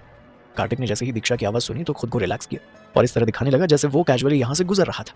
अपने सामने दीक्षा को देखकर और लगातार उसे घूरते हुए देखकर कार्तिक ने अपने मुंह का सलाइवा गटकते हुए मन ही मन खुद से कहा, हे भगवान, एक तो मेरी बहन यमराज से कम नहीं है और जब भी आसपास होती है हमेशा जान पर बनी रहती है। पहले इसे यहाँ से भगाना होगा तभी तो मैं क्रिया को यहाँ से भेज पाऊंगा। दीक्षा के सवाल का जवाब देने के लिए कार्तिक ने पास की अलमारी से जल्दी से कपड़े निकालते हुए कहा, मैं बस पहनने के लिए कपड़े देख रहा था। इतना कहकर कार्तिक उस कमरे से बाहर की तरफ जाने लगा। कार्तिक की हरकतें देखकर दीक्षा ने शक करते हुए कहा, इतनी रात को तुम सूट पहनोगे? दीक्षा का सवाल सुनकर कार्तिक ने जल्दी से अपनी गोद में रखा हुआ सूट देखा और अपनी आंखें बंद करके मन ही मन खुद को कोसते हुए कहा, एक तो इसका शक पहले ही खत्म नहीं हो रहा था, ऊपर से अब इसकी जासूसी और ज्यादा शुरू हो गई। पता नहीं किस घड़ी में इसने जर्नलिस्ट बनने का सोचा था, सारी जासूसी उसे मेरी ही करनी है। कार्तिक ने जल्दी से अपने दिमाग के घोड़े दौड़ाने शुरू कर दिए और कुछ सोचते हुए दीक्षा से कहा, ऑफकोर्स रात को सूट नहीं पहनूंगा, पर कल तो पहन सकता हूँ ना, ये कपड़े मैंने कल के लिए निकाले। कार्तिक इस वक्त जवाब जरूर दे रहा था, लेकिन उसकी बातों में सीरियसनेस और आंखों में कोई अलग ही भाव दिखाई दे रहा था। उससे साफ साफ समझ में आ रहा था कि कार्तिक अपने किसी काम को लेकर काफी ज्यादा पैशनेट है। कार्तिक का चेहरा देखकर दीक्षा ने मन ही मन खुद को कोसते हुए कहा, और जा शेर की गुफा में कर अपने भाई की जासूसी, अब ये शेर तुझे जिंदा नहीं छोड़ेगा। एक बार के लिए दीक्षा का तो मन कर रहा था कि अभी के अभी कार्तिक का घर छोड़कर भाग जाए, पर अगर वो बिना किसी गुड न्यूज के यहाँ से चली जाती है तो घर जाते ही उसकी दोनों बहनें और मम्मी पापा उसकी जान निकाल देते, क्योंकि सब लोग बेसब्री से घर पर इंतजार कर रहे थे कि उनकी ये रिपोर्टर जासूस बेटी कोई बढ़िया सी न्यूज देगी। दीक्षा ने खुद को हिम्मत दी और ड्राइंग रूम में जाते हुए बोली, क्या बात है कार्तिक, आजकल तुम घर नहीं आ रहे हो, मम्मी पापा को बहुत टेंशन होती है तुम्हारी, जानते हो ना तुम। कार्तिक उसके पीछे पीछे गया और बहुत शांति से जवाब देते हुए बोला, मुझे बस कुछ दिन शान। बेचारा आगे कुछ बोल पाता उससे पहले ही दीक्षा एक्साइटेड होते हुए कार्तिक के पास आ गई और बोली, क्या कहा तुमने, क्या शान, क्या कहीं उस लड़की का नाम शनाया तो नहीं है। अपनी बहन को इतना दिमाग लगाते हुए देखकर कार्तिक ने अपना सिर पकड़ लिया और मन ही मन कहने लगा, या तो ये दीक्षा खुद पागल है या मुझे पागल करके छोड़ेगी। कार्तिक कहना चाहता था कि कुछ दिन शांति से रहना चाहता है, और इसकी बहन ने तो इसमें से भी कोई अलग ही मतलब निकाल लिया और अब चलते फिरते HD कैमरे की तरह अपनी आंखों को इधर उधर घुमा रही थी। ऐसा लग रहा था जैसे उसने अपनी आंखों में कोई स्कैनर लगाया हुआ हो, जिससे वो कार्तिक के घर के एक एक कोने को स्कैन कर रही हो। फाइनली पता नहीं दीक्षा के दिमाग में क्या आया और वो एकदम से क्लोसेट रूम के अंदर चली गई और कार्तिक की अलमारी को खोल ही लिया जहां क्रिया छुपी हुई थी। क्या क्रिया आज दीक्षा के हाथों पकड़ी जाएगी? क्या कार्तिक बचा पाएगा क्रिया को दीक्षा से? अचानक से दीक्षा के दिमाग में क्या आया और वो एकदम से कार्तिक के क्लोसेट रूम की तरफ चली और जाकर उसकी अलमारी खोल ली। क्रिया जो क्लोसेट रूम के अंदर ही कुछ कपड़ों के पीछे छुपी हुई थी, उसने कपड़ों के बीच से ही दीक्षा को अपने सामने खड़ा देख लिया और इस वक्त उसके दिल की धड़कनें किसी रोलर कोस्टर की तरह ऊपर से नीचे हो रही थी। ऐसा लग रहा था जैसे चंद सेकंड में बस उसे हार्ट अटैक आ ही जाएगा। दीक्षा क्लोसेट से कपड़े हटाने ही वाली थी कि इतनी ही देर में पीछे से कार्तिक आया और उसने थोड़ा जोर से कहा, दीदी ये क्या कर रहे हो आप जानते हो ना मुझे बिल्कुल पसंद नहीं है कि कोई भी मेरी चीजों से छेड़छाड़ करे आकर। कार्तिक की आवाज में गुस्सा साफ नजर आ रहा था, जिससे दीक्षा ने तुरंत कपड़ों पर से अपना हाथ हटाया, पीछे मुड़कर मुस्कुराते हुए कार्तिक से बोली, नहीं नहीं मैं कुछ ढूंढ नहीं रही थी, मैं तो बस ये देख रही थी कि तुम्हारे आसपास सामान बिल्कुल सही से रखा हुआ है ना, तुम्हें किसी चीज की जरूरत तो नहीं है, मैगी के अलावा तुम्हारे आसपास कभी कोई होता भी नहीं है। कार्तिक ने थोड़ा नाराज होते हुए कहा, मैं खुद को अच्छे से संभाल सकता हूँ, आप चिंता मत कीजिए, मुझे लगता है कि आपको घर जाना चाहिए। कार्तिक अपनी व्हील चेयर लेकर आगे बढ़ गया और दीक्षा भी उसके पीछे पीछे आ गई। कार्तिक जानबूझकर दरवाजे तक आया था ताकि दीक्षा को घर के बाहर भेज सके, पर दीक्षा तो जाने का नाम ही नहीं ले रही थी। उसने लास्ट कोशिश करते हुए कहा, तुम यहाँ अकेले बोर हो जाते हो ना, एक काम करो मेरे साथ घर चलो, घर पर मम्मी पापा के साथ और अपनी बहनों के साथ रहना, वहाँ ज्यादा कंफर्टेबल होगा। अपनी बात कहते कहते अचानक से दीक्षा का ध्यान पास की टेबल की तरफ गया, जहाँ नीचे की तरफ 2 रिमोट कंट्रोल रखे हुए थे और साथ ही साथ टेबल के ऊपर 2 गेम पैड और चाय के कप रखे हुए थे। दीक्षा ने हैरान होते हुए कार्तिक से पूछा, तुम किसके साथ वीडियो गेम खेल रहे थे? दीक्षा का सवाल सुनकर कार्तिक को कुछ समझ नहीं आया। उसने जल्दबाजी में कहा, खुद के साथ। अब दीक्षा का शक गहरा हो गया था। उसने कार्तिक से कहा, तुम्हारे 2 ही हाथ हैं, तुम एक साथ 2 रिमोट कंट्रोल कैसे चला सकते हो? दीक्षा का सवाल सुनकर अब कार्तिक का दिमाग खराब हो गया और उसने अपना आपा खोते हुए दीक्षा से कहा, बस बहुत हो गया, अपनी जासूसी बंद कीजिए और यहाँ से जाइए। इतना कहकर कार्तिक ने जबरदस्ती दीक्षा को घर के बाहर निकाल दिया और दरवाजा बंद कर दिया। दरवाजा बंद करने के बाद कार्तिक गहरी लंबी सांस लेने लगा और खुद से ही बोला, क्या करूं मैं इन परिवार वालों का, ये लोग तो मेरी शादी के लिए ही हाथ धोकर पीछे पड़ गए। खुद को शांत करके कार्तिक ने क्रिया को कॉल किया और बाहर आने को कह दिया। बाहर आने के बाद क्रिया इधर उधर देखते हुए कार्तिक से बोली, मानना पड़ेगा कार्तिक, तुम्हारी बहन बहुत अच्छी है, कितना प्यार करती है वो तुमसे। क्रिया की बात सुनकर कार्तिक ने मुंह बनाते हुए कहा, 2 मिनट के लिए सबको अच्छी ही लगती है, अगर हमेशा इन तीनों बहनों के साथ रहना पड़े ना तो तुम्हें समझ में आए कि ये लोग कितना टॉर्चर करते हैं। वैसे भी तुम्हारी भी तो एक बहन है ना, साक्षी, वो तो कितनी अच्छी है, अब तो A लिस्ट सेलिब्रिटी है और मैंने सुना है कि तुम दोनों आपस में बहुत करीब हो। कार्तिक की बात सुनकर क्रिया को मन ही मन साक्षी पर गुस्सा आने लगा और उसने अपने गुस्से को कंट्रोल करते हुए कार्तिक से कहा, बात ऐसी है कार्तिक, मैं और साक्षी अब एक दूसरे से बात नहीं करते, इसीलिए आज के बाद प्लीज उसका नाम भी मेरे सामने मत लेना, और हाँ, ना तो हम पहले बहुत करीब थे और ना अब हैं। कार्तिक ने पहली बार क्रिया को इतने गुस्से में देखा था। साफ पता चल रहा था कि साक्षी के नाम से वो बहुत ज्यादा चिढ़ रही थी। उसे याद है बहुत अच्छी तरह कि एक बार देवांश गिल ने ही उसे बताया था कि क्रिया और साक्षी दोनों में बहुत अच्छी अंडरस्टैंडिंग थी और दोनों एक दूसरे के काफी करीब थी। कार्तिक को समझ नहीं आ रहा था कि इन दोनों बहनों के बीच में लड़ाई कैसे हुई, किस बात पर हुई होगी। कहीं ऐसा तो नहीं कि साक्षी पहले से स्टारडम पर है और क्रिया उस लेवल पर नहीं पहुंच पाई है, इसलिए दोनों नहीं, क्रिया कभी अपनी बहन से क्यों चलेगी। अपनी बात कहकर क्रिया ने कार्तिक से कहा, अब मुझे चलना चाहिए, काफी रात हो गई। इतना कहकर जैसे ही क्रिया वहां से जाने लगी तो पीछे से कार्तिक ने उसका हाथ पकड़ लिया और अपने चेहरे पर हजारों सवाल लिए हुए क्रिया की तरफ देखकर बोला, क्रिया प्लीज मत जाओ। क्रिया को कुछ समझ नहीं आया, वो हैरानी से कार्तिक को देखने लगी। तभी कार्तिक को समझ में आया कि उसने जल्दबाजी में क्रिया का हाथ पकड़ लिया है। कार्तिक ने तुरंत अपना हाथ क्रिया के हाथ से हटाया और एक्सप्लेन करते हुए बोला, एक्चुअली मेरी बहन दीक्षा एंटरटेनमेंट रिपोर्टर रह चुकी है, मुझे पूरा विश्वास है कि वो अभी भी बाहर ही खड़ी होगी। अगर तुम बाहर गई उसका शक पक्का हो जाएगा और बहुत बड़ी प्रॉब्लम हो जाएगी। कार्तिक की बात सुनकर क्रिया ने हंसते हुए कहा, वाह क्या बहन है तुम्हारी, तुमने तो घर में ही सेलिब्रिटीज के सबसे बड़े जासूस को रखा हुआ है। इतना कहकर क्रिया जोर जोर से हंसने लगी और कार्तिक को भी उसकी बात पर हंसी आ गई। क्रिया ने कार्तिक की तरफ अपनी भौएं उचकाते हुए कहा। तो अब आगे क्या प्लान है? कार्तिक ने झूठ मूठ सोचने का नाटक किया और क्रिया से कहा, कैसा रहेगा अगर तुम आज रात यहीं रुक जाओ? कार्तिक की बात सुनकर क्रिया ने उसके इंटेंशन पर कोई सवाल नहीं उठाया और किसी गुड गर्ल की तरह हाँ में सिर हिलाते हुए बोली, ठीक है। और इतना कहकर वो हमेशा की तरह उसी गेस्ट रूम में चली गई जहां वो हमेशा रुका करती थी। आधी रात को क्रिया जब बाथरूम जाने के लिए जागी, उसे होश ही नहीं रहा कि वो नींद में चलते चलते दूसरे कमरे में चली गई है। कार्तिक जो अपने कमरे में हल्की नींद में सो रहा था, अचानक से उसे अपने बेड पर किसी और के होने का एहसास हुआ। जैसे ही कार्तिक मुश्किल से पीछे की तरफ पलटा तो क्रिया को अपने बेड पर सोते हुए देखकर हैरान रह गया। उसने हैरानी से कहा, क्रिया यहाँ क्या कर रही है? इसे नींद में चलने की आदत है क्या? खिड़की के बाहर से चांद की हल्की रोशनी क्रिया के चेहरे पर गिर रही थी, जिससे वो और भी ज्यादा खूबसूरत लग रही थी। इसी खूबसूरती में कार्तिक इतना खो गया कि उसे एहसास ही नहीं हुआ कि आज काफी टाइम के बाद कार्तिक को सुकून मिल रहा था। वो बिल्कुल अपनी जगह पर किसी स्टैच्यू की तरह लेटा रहा, जिससे क्रिया को बिल्कुल भी डिस्टर्बेंस ना हो और उसकी आंखें ना खुले। अगली सुबह जब सूरज की रोशनी क्रिया की आंखों पर गिरी तो उसने अपने दोनों हाथों को फैलाते हुए अंगड़ाई लेकर खड़े होते हुए बहुत ताजगी के साथ कहा, गुड मॉर्निंग। बोलते बोलते क्रिया का ध्यान अपने बगल में सो रहे कार्तिक पर गया और कार्तिक को वहां देख उसकी चीख निकल पड़ी। वहीं दूसरी तरफ क्रिया को चिल्लाते हुए देखकर कार्तिक भी आधी नींद में जाग गया और अपनी जगह पर ही बेड का सहारा लेकर बैठ गया। कार्तिक को देखकर क्रिया ने चिल्लाते हुए कहा, ये सब क्या है? कार्तिक, तुम मेरे कमरे में क्या कर रहे हो? क्रिया का सवाल सुनकर कार्तिक ने टॉन्ट मारते हुए कहा, तुम्हें नहीं लगता कि रातों रात तुम्हारे कमरे का पूरा इंटीरियर ही बदल गया है? तुम्हें ये कहां से अपना कमरा लग रहा है क्रिया? कार्तिक का सवाल सुनकर क्रिया ने कमरे में एक नजर दौड़ाई। उसे समझ में आया कि हाँ, ये वो कमरा नहीं है जहां वो कल रात सोई थी। तो फिर वो रातों रात उस कमरे में कैसे आ गई जहां कार्तिक सो रहा था? क्रिया के दिमाग में ये ख्याल चल ही रहा था कि तभी कार्तिक ने उसे कहा, अपने दिमाग को थोड़ा शांत रखो और ज्यादा घोड़े मत दौड़ाओ। कल रात को तुम खुद गलती से मेरे कमरे में आके सो गई थी। कार्तिक की बातें सुनकर क्रिया ने तुरंत अपनी आंखें बंद की और अपने दोनों हाथ शर्म से अपने मुंह पर रख लिए। इस वक्त वो निहायत ही अजीब लग रही थी, बिखरे और उलझे बाल, आंखों में कचरा और मुंह खुला हुआ। ऐसा लग रहा था जैसे क्रिया कई दिनों से नहाई ही नहीं है। खुद को ऐसी हालत में देखकर क्रिया ने एक नजर आसमान की तरफ देखा और इशारों में भगवान से कहने लगी, रब जी, तुसी की चाहते हो? छड़ क्यों नहीं देते मेरी जिंदगी का पीछा? इतना कहकर जल्दी ही क्रिया को याद आया कि उसने भगवान से ये बात कह दी और तुरंत भगवान से माफी मांगते हुए बोली, सॉरी रब जी, आप तो जानते हैं ना कि टेंशन में मैं कुछ भी बोल देती हूँ। अब प्लीज मेरी जिंदगी में हमेशा बने रहना। इतना कहकर क्रिया उस कमरे से बाहर चली गई। जल्दी ही दोनों तैयार होकर ब्रेकफास्ट करके ऑफिस के लिए निकल पड़े। कार्तिक ने क्रिया को अपनी गाड़ी से ही ड्रॉप करने का डिसीजन लिया था ताकि उसे सेट पर पहुंचने में लेट ना हो जाए। इस वक्त गाड़ी में क्रिया से बात करते हुए कार्तिक काफी खुश नजर आ रहा था। क्रिया को हमेशा से यही तो चाहिए था, एक हैप्पी और लिविंग लाइफ जिसमें कोई भी स्कैंडल छुपा ना हो और लोग बिना वजह के उनके बारे में गॉसिप ना करें। और वहीं दूसरी तरफ मुंबई के दूसरे कोने में रेड स्लीव ब्यूटी फिल्म की शूटिंग शुरू हो गई थी। क्रिया जब स्टूडियो पहुंचती है तो पहले सब लोग अपने अपने कामों में लगे हुए थे। अभी तक ज्यादातर मेन एक्टर और एक्ट्रेसेस का मेकअप पूरा हो भी गया था। आज क्रिया सेट पर लेट आई थी, इसी वजह से उसने तुरंत असिस्टेंट डायरेक्टर मिश्रा जी से जाकर माफी मांगी और अपनी मेकअप आर्टिस्ट लीना को ढूंढने चली गई। यहाँ आते ही पहली टक्कर उसकी मेकअप स्टूडियो में साक्षी से हो गई, जो अभी भी अपना मेकअप करवाकर खड़ी हुई थी और इस वक्त उसके बगल में उसका असिस्टेंट राहुल खड़ा हुआ था। और इस वक्त साक्षी ने एक बहुत खूबसूरत ड्रेस पहनी हुई थी। उसके बालों में हीरों से जड़ी हुई एक हेयर पिन लगी हुई थी, जिससे उसकी डिजाइनर ड्रेस और भी ज्यादा खूबसूरत लग रही थी। पर हमेशा की तरह एक चीज आज भी कॉमन थी, साक्षी का गुस्से से भरा हुआ चेहरा।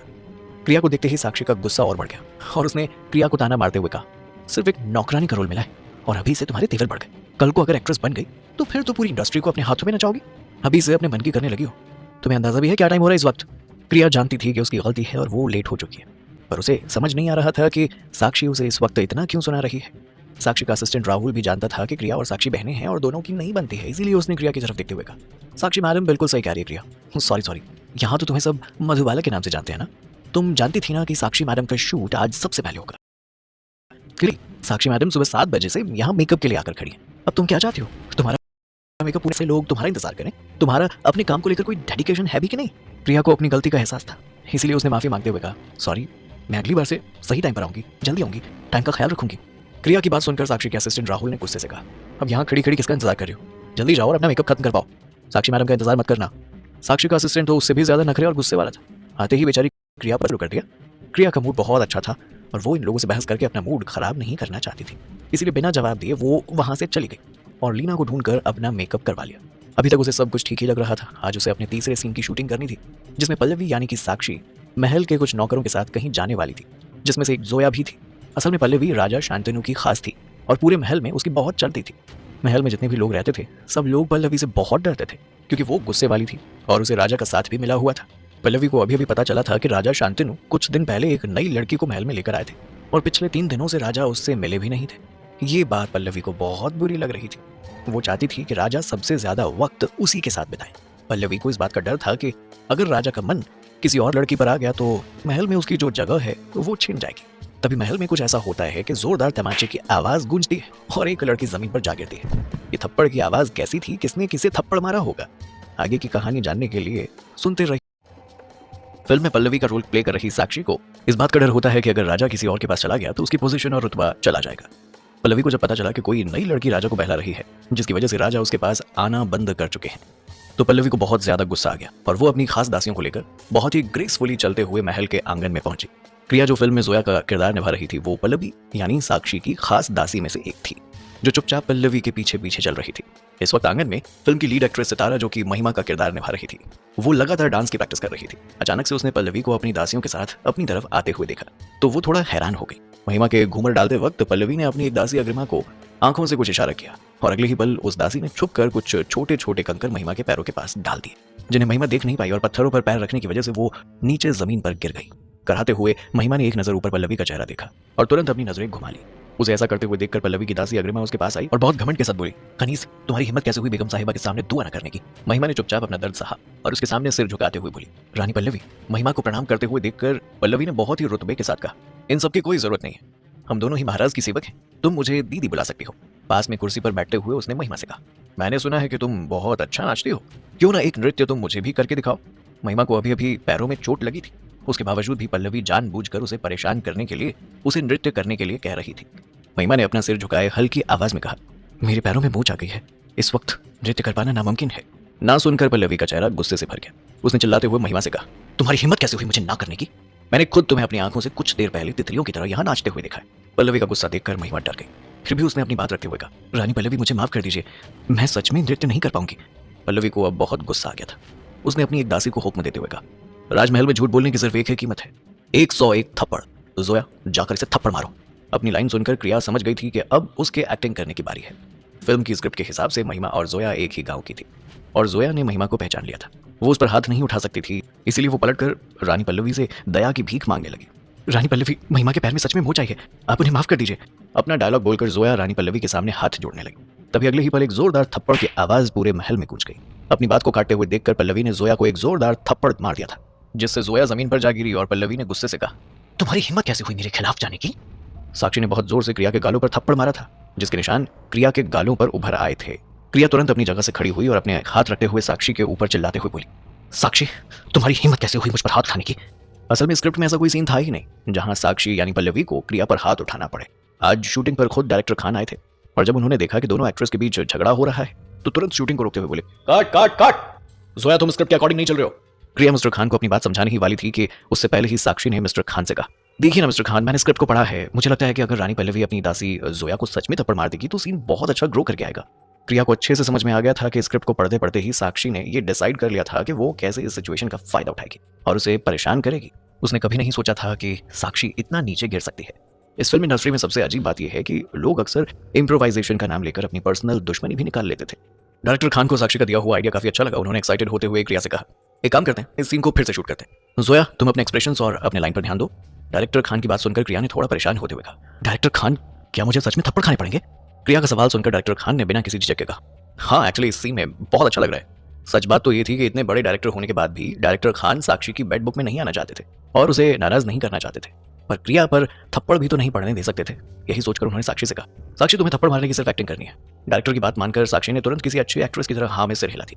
एक बार फिर से उसी सीन की शूटिंग शुरू हो गई। साक्षी ने अपना वही डायलॉग मारा, 101 थप्पड़ मारने वाला, और जोया महिमा को माफ करने की बात कहने लगी। लेकिन अब बारी थी थप्पड़ मारने की।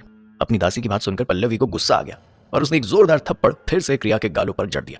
थप्पड़ की आवाज इतनी तेज थी कि अचानक आसपास के लोग भी 1 मिनट के लिए तो शांत हो गए और क्रिया, उसके तो कान ही सुन्न हो गए थे। थप्पड़ खाने के बाद क्रिया को भी समझ में आ गया था कि साक्षी डायरेक्टर की बात नहीं मानने वाली। क्रिया ने अपने गुस्से को कंट्रोल किया और उसे जल्द से जल्द इस सीन को शूट करना था, पर उसकी बहन शूटिंग पूरी होने दे तब ना। साक्षी ने जानबूझकर अपने आगे की लाइन नहीं बोली, जिसकी वजह से एक बार फिर से शूटिंग को कैंसिल करना पड़ा और डायरेक्टर खान गुस्सा हो गए। पर साक्षी का क्या जा रहा था, उसने तो एक्टिंग करते हुए कह दिया, सॉरी डायरेक्टर खान, मैं अपनी लाइन भूल गई। डायरेक्टर खान भी ज्यादा गुस्सा नहीं कर सकते थे, इसलिए उन्होंने खुद को शांत करते हुए कहा, ठीक है, कोई बात नहीं, हम फिर से इस सीन को शूट करते हैं। इस बार इस सीन को खत्म करने की कोशिश करना। क्रिया को विश्वास नहीं हो रहा था कि उसे फिर से थप्पड़ मारने के लिए उसकी बहन डायलॉग भूलने जैसा घटिया झूठ बोलेगी। वहीं दूसरी तरफ अभी तक सोनाक्षी भी क्रिया के सेट पर पहुंच गई थी। वो जानना चाहती थी कि क्रिया बिना बताए उसके घर से अपना सामान लेकर क्यों आ गई। हालांकि सेट पर आने के बाद उसने थप्पड़ वाला सारा सीन देख लिया था उसे समझ में आ गया था कि ये चुड़ैल साक्षी जानबूझकर क्रिया को थप्पड़ मार रही है। सोनाक्षी को धीरे धीरे क्रिया की चिंता होने लगी। एक बार फिर से वो सीन शूट होना था और एक बार और साक्षी क्रिया को थप्पड़ मारने वाली थी। भला सोनाक्षी कैसे एक जगह खड़े खड़े क्रिया को मार खाते हुए देख सकती थी। एक बार फिर से सीन की शूटिंग शुरू हुई। एक बार फिर महिमा को बचाने के लिए जोया पल्लवी के सामने घुटनों पर बैठकर महिमा को सजा ना देने की भीख मांगने लगी। इस बार पल्लवी अपनी नौकरानी को थप्पड़ मारने ही वाली थी कि अचानक से भीड़ में शोर की आवाज आने लगी। वहीं दूसरी तरफ सोनाक्षी भी साक्षी को थप्पड़ मारने से रोकने वाली थी, पर भीड़ की आवाज सुनकर वो भी रुक गई। अभी तक बड़े बड़े डायरेक्टर, सीनियर राइटर हर कोई भीड़ में खड़े होकर किसी को विश कर रहे थे। कुछ ही मिनट में वो आदमी सेंटर ऑफ अटेंशन बन गया। साक्षी, सितारा, क्रिया सबकी नजरें वहीं पर थी। आखिर कौन ऐसा आदमी आ गया है जिसके लिए डायरेक्टर रहीम भी खड़े हो गए। प्रिया ने काफी कोशिश की पर उसे भीड़ में से आते हुए कोई भी आदमी दिखाई नहीं दिया। तभी उसे तो दो लड़कियों की आवाज सुनाई दी। यार, ये तो केके प्रोडक्शन का मालिक कार्तिक मित्तल है ना, पर ये हमारे सेट पर क्यों आया है? क्या तुझे पता नहीं? हमारी फिल्म के प्रोड्यूसर केके प्रोडक्शन हाउस और रेड बॉक्स एंटरटेनमेंट दोनों है। इसके अलावा सितारा मैथ्यू केके प्रोडक्शन कंपनी में काम करती है। इस हिसाब से कार्तिक मित्तल यहाँ पर इन्वेस्टर भी है और बॉस भी, तो उनका तो सेट पर आना बनता है। तुझे क्या लगता है कि कहीं सितारा मैथ्यू से मिलने कार्तिक सर यहाँ तो नहीं आए? कौन जाने किससे मिलने आए, हमें क्या। एक तो बहुत ही कम पब्लिक में आते हैं और जब आते हैं तो ये मीडिया वाले पीछा नहीं छोड़ते। मुझे जी भर कर अपने प्रिंस चार्मिंग को देखने दो। डायरेक्टर खान कार्तिक को यहाँ देखकर काफी ज्यादा खुश थे। उन्होंने खुश होते हुए कार्तिक से कहा, मिस्टर मित्तल, आपने बताया क्यों नहीं आप यहाँ सेट पर आने वाले? मैं खुद आपके लिए कोई तैयारी करवा देता। कार्तिक ने बहुत नॉर्मल टोन में कहा, मैं बस यहाँ से गुजर रहा था तो सोचा कि एक बार सेट पर जाकर देख लूं। उम्मीद करता हूँ कि मैंने आपके शूट को डिस्टर्ब नहीं किया होगा। सब लोग कार्तिक को देख रहे थे पर कार्तिक की नजरें तो सिर्फ क्रिया को ढूंढ रही थी। अपनी बात कहते कहते उसने 2 बार नजरें चुराकर क्रिया को देख भी लिया था और ये बात क्रिया को भी पता नहीं चली। डायरेक्टर खान ने कार्तिक को शूटिंग करते समय क्रू के साथ कैमरे के पीछे बैठने के लिए कहा। कार्तिक ने सेन को देखते हुए पूछा, क्या प्रोग्रेस है फिल्म में? डायरेक्टर खान ने तुरंत कार्तिक के हाथों में फिल्म की स्क्रिप्ट पकड़ा दी और कहा, हम तीसरा सीन शूट कर रहे हैं। असल में सीन को तीसरी बार शूट किया जा रहा है। कार्तिक ने ध्यान से फिल्म के स्क्रिप्ट को पढ़ी और थोड़ा हैरान होते हुए कहा, ये तो बहुत सिंपल सीन है, इसके लिए 3 रीटेक लेने पड़ रहे हैं। क्या हमारे एक्टर्स प्रोफेशनल नहीं है या उनकी एक्टिंग स्किल्स अच्छी नहीं है? कार्तिक की बात सुनकर डायरेक्टर खान ने कहा, नहीं नहीं, ऐसा बिल्कुल नहीं है। साक्षी तो बहुत अच्छी और टैलेंटेड एक्ट्रेस है। असल में एक नई लड़की आई है और शायद उसे साक्षी के साथ काम करने की आदत नहीं है, इसीलिए दिक्कत हो रही है। डायरेक्टर की बात सुनकर कार्तिक ने रीटेक लेने के लिए कहा। कार्तिक की बात सुनकर क्रिया मन ही मन सोचने लगी कि कार्तिक यहाँ पर मुझे थप्पड़ खाते हुए देखने आए हैं। सीन एक बार फिर शुरू हुआ और इस बार साक्षी क्रिया पर हाथ उठाने ही वाली थी कि कार्तिक ने चिल्लाते हुए कहा, कट! स्क्रिप्ट में थप्पड़ मारने जैसा कोई सीन तो है नहीं, यहाँ ये क्या हो रहा है?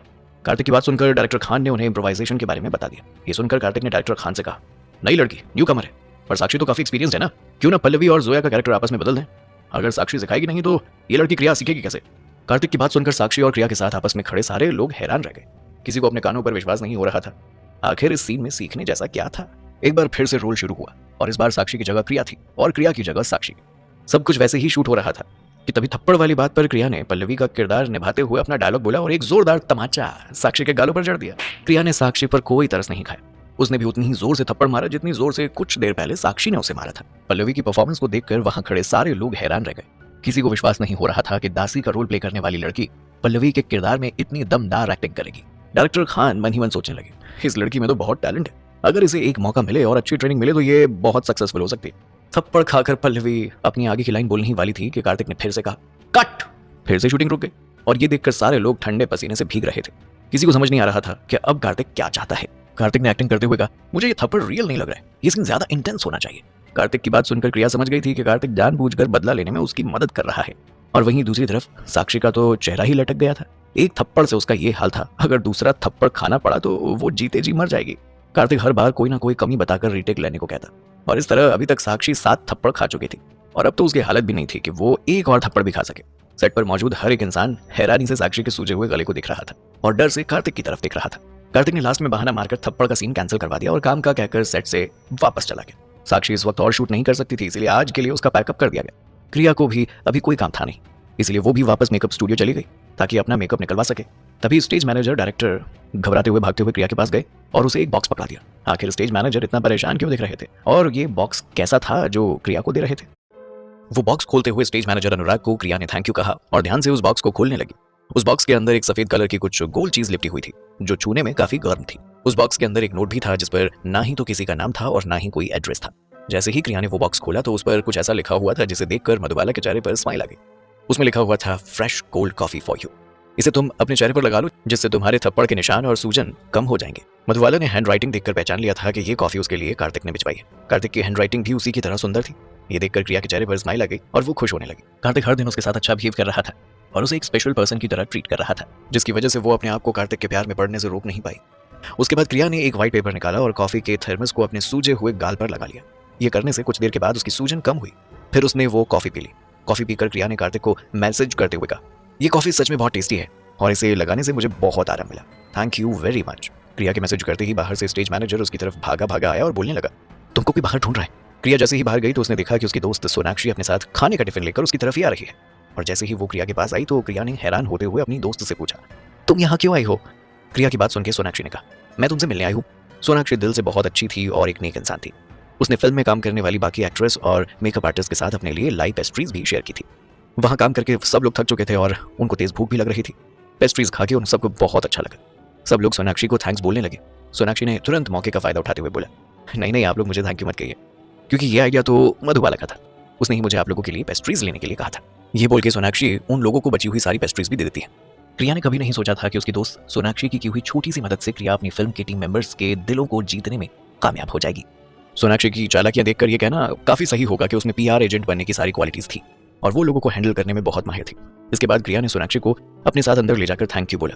थैंक यू सुनकर सोनाक्षी ने क्रिया से बोला, मैंने तुमसे कहा था ना कि इतनी फॉर्मेलिटी करने की कोई जरूरत नहीं है, मैंने किया ही क्या है, ये तो कुछ भी नहीं है। सोनाक्षी क्रिया के लिए पेस्ट्रीज के साथ साथ गर्म दूध भी लेकर आई थी। वो क्रिया से कहने लगी, तुमने मेकअप हटा दिया ना, ये दूध पी लो और अब तो चलो फिर लेट्स गो। क्रिया ने ओके बोला और फिर दोनों दोस्त सेट से बाहर निकलकर आपस में बातें करते हुए सोनाक्षी के कार के पास चली गई और क्रिया गर्म दूध पीते हुए सोनाक्षी से पूछने लगी, तू यहाँ कब आई? सोनाक्षी ने क्रिया के कंधे पर अपना हाथ रखकर बोला, मैं तो ऑलरेडी यहाँ तब से हूँ जब से उन लोगों ने तीसरे सीन की शूटिंग के लिए सबको बुलाना शुरू कर दिया था। और ये साक्षी तेरे फिल्म की शूटिंग में कैसे है? क्रिया ने सोनाक्षी की बातों का जवाब देते हुए कहा, मुझे भी नहीं पता, मैंने कभी नहीं सोचा था कि साक्षी मेरी फिल्म का पार्ट होगी। मुझे लगता है कि डायरेक्टर खान का काम बहुत फेमस है और सब लोग उनकी फिल्म में काम करना चाहते हैं। ये सुनकर सोनाक्षी ने क्रिया से कहा, मैंने साक्षी को तुम पर हाथ उठाते देखा था, वो शूटिंग के बहाने तुम्हें परेशान करना चाहती थी। सोनाक्षी ने आज हुए सारे रीटेक्स को देखा था। ये तो अच्छा हुआ था कि कार्तिक सेट पर आ गया था, वरना सोनाक्षी खुद जाकर साक्षी को सबक सिखाती। ये सुनकर क्रिया ने सोनाक्षी की तरफ देखते हुए कहा, तुम परेशान मत हो, वो मेरा कुछ नहीं बिगाड़ सकती। कार्तिक के समय से वहां आ जाने पर और साक्षी को सबक सिखाने पर क्रिया को ऐसा लग रहा था कि जैसे उसके सीने से कोई बोझ उतर गया हो। क्रिया को जैसे ही साक्षी का सूजा हुआ चेहरा याद आता तो उसे हंसी आ जाती।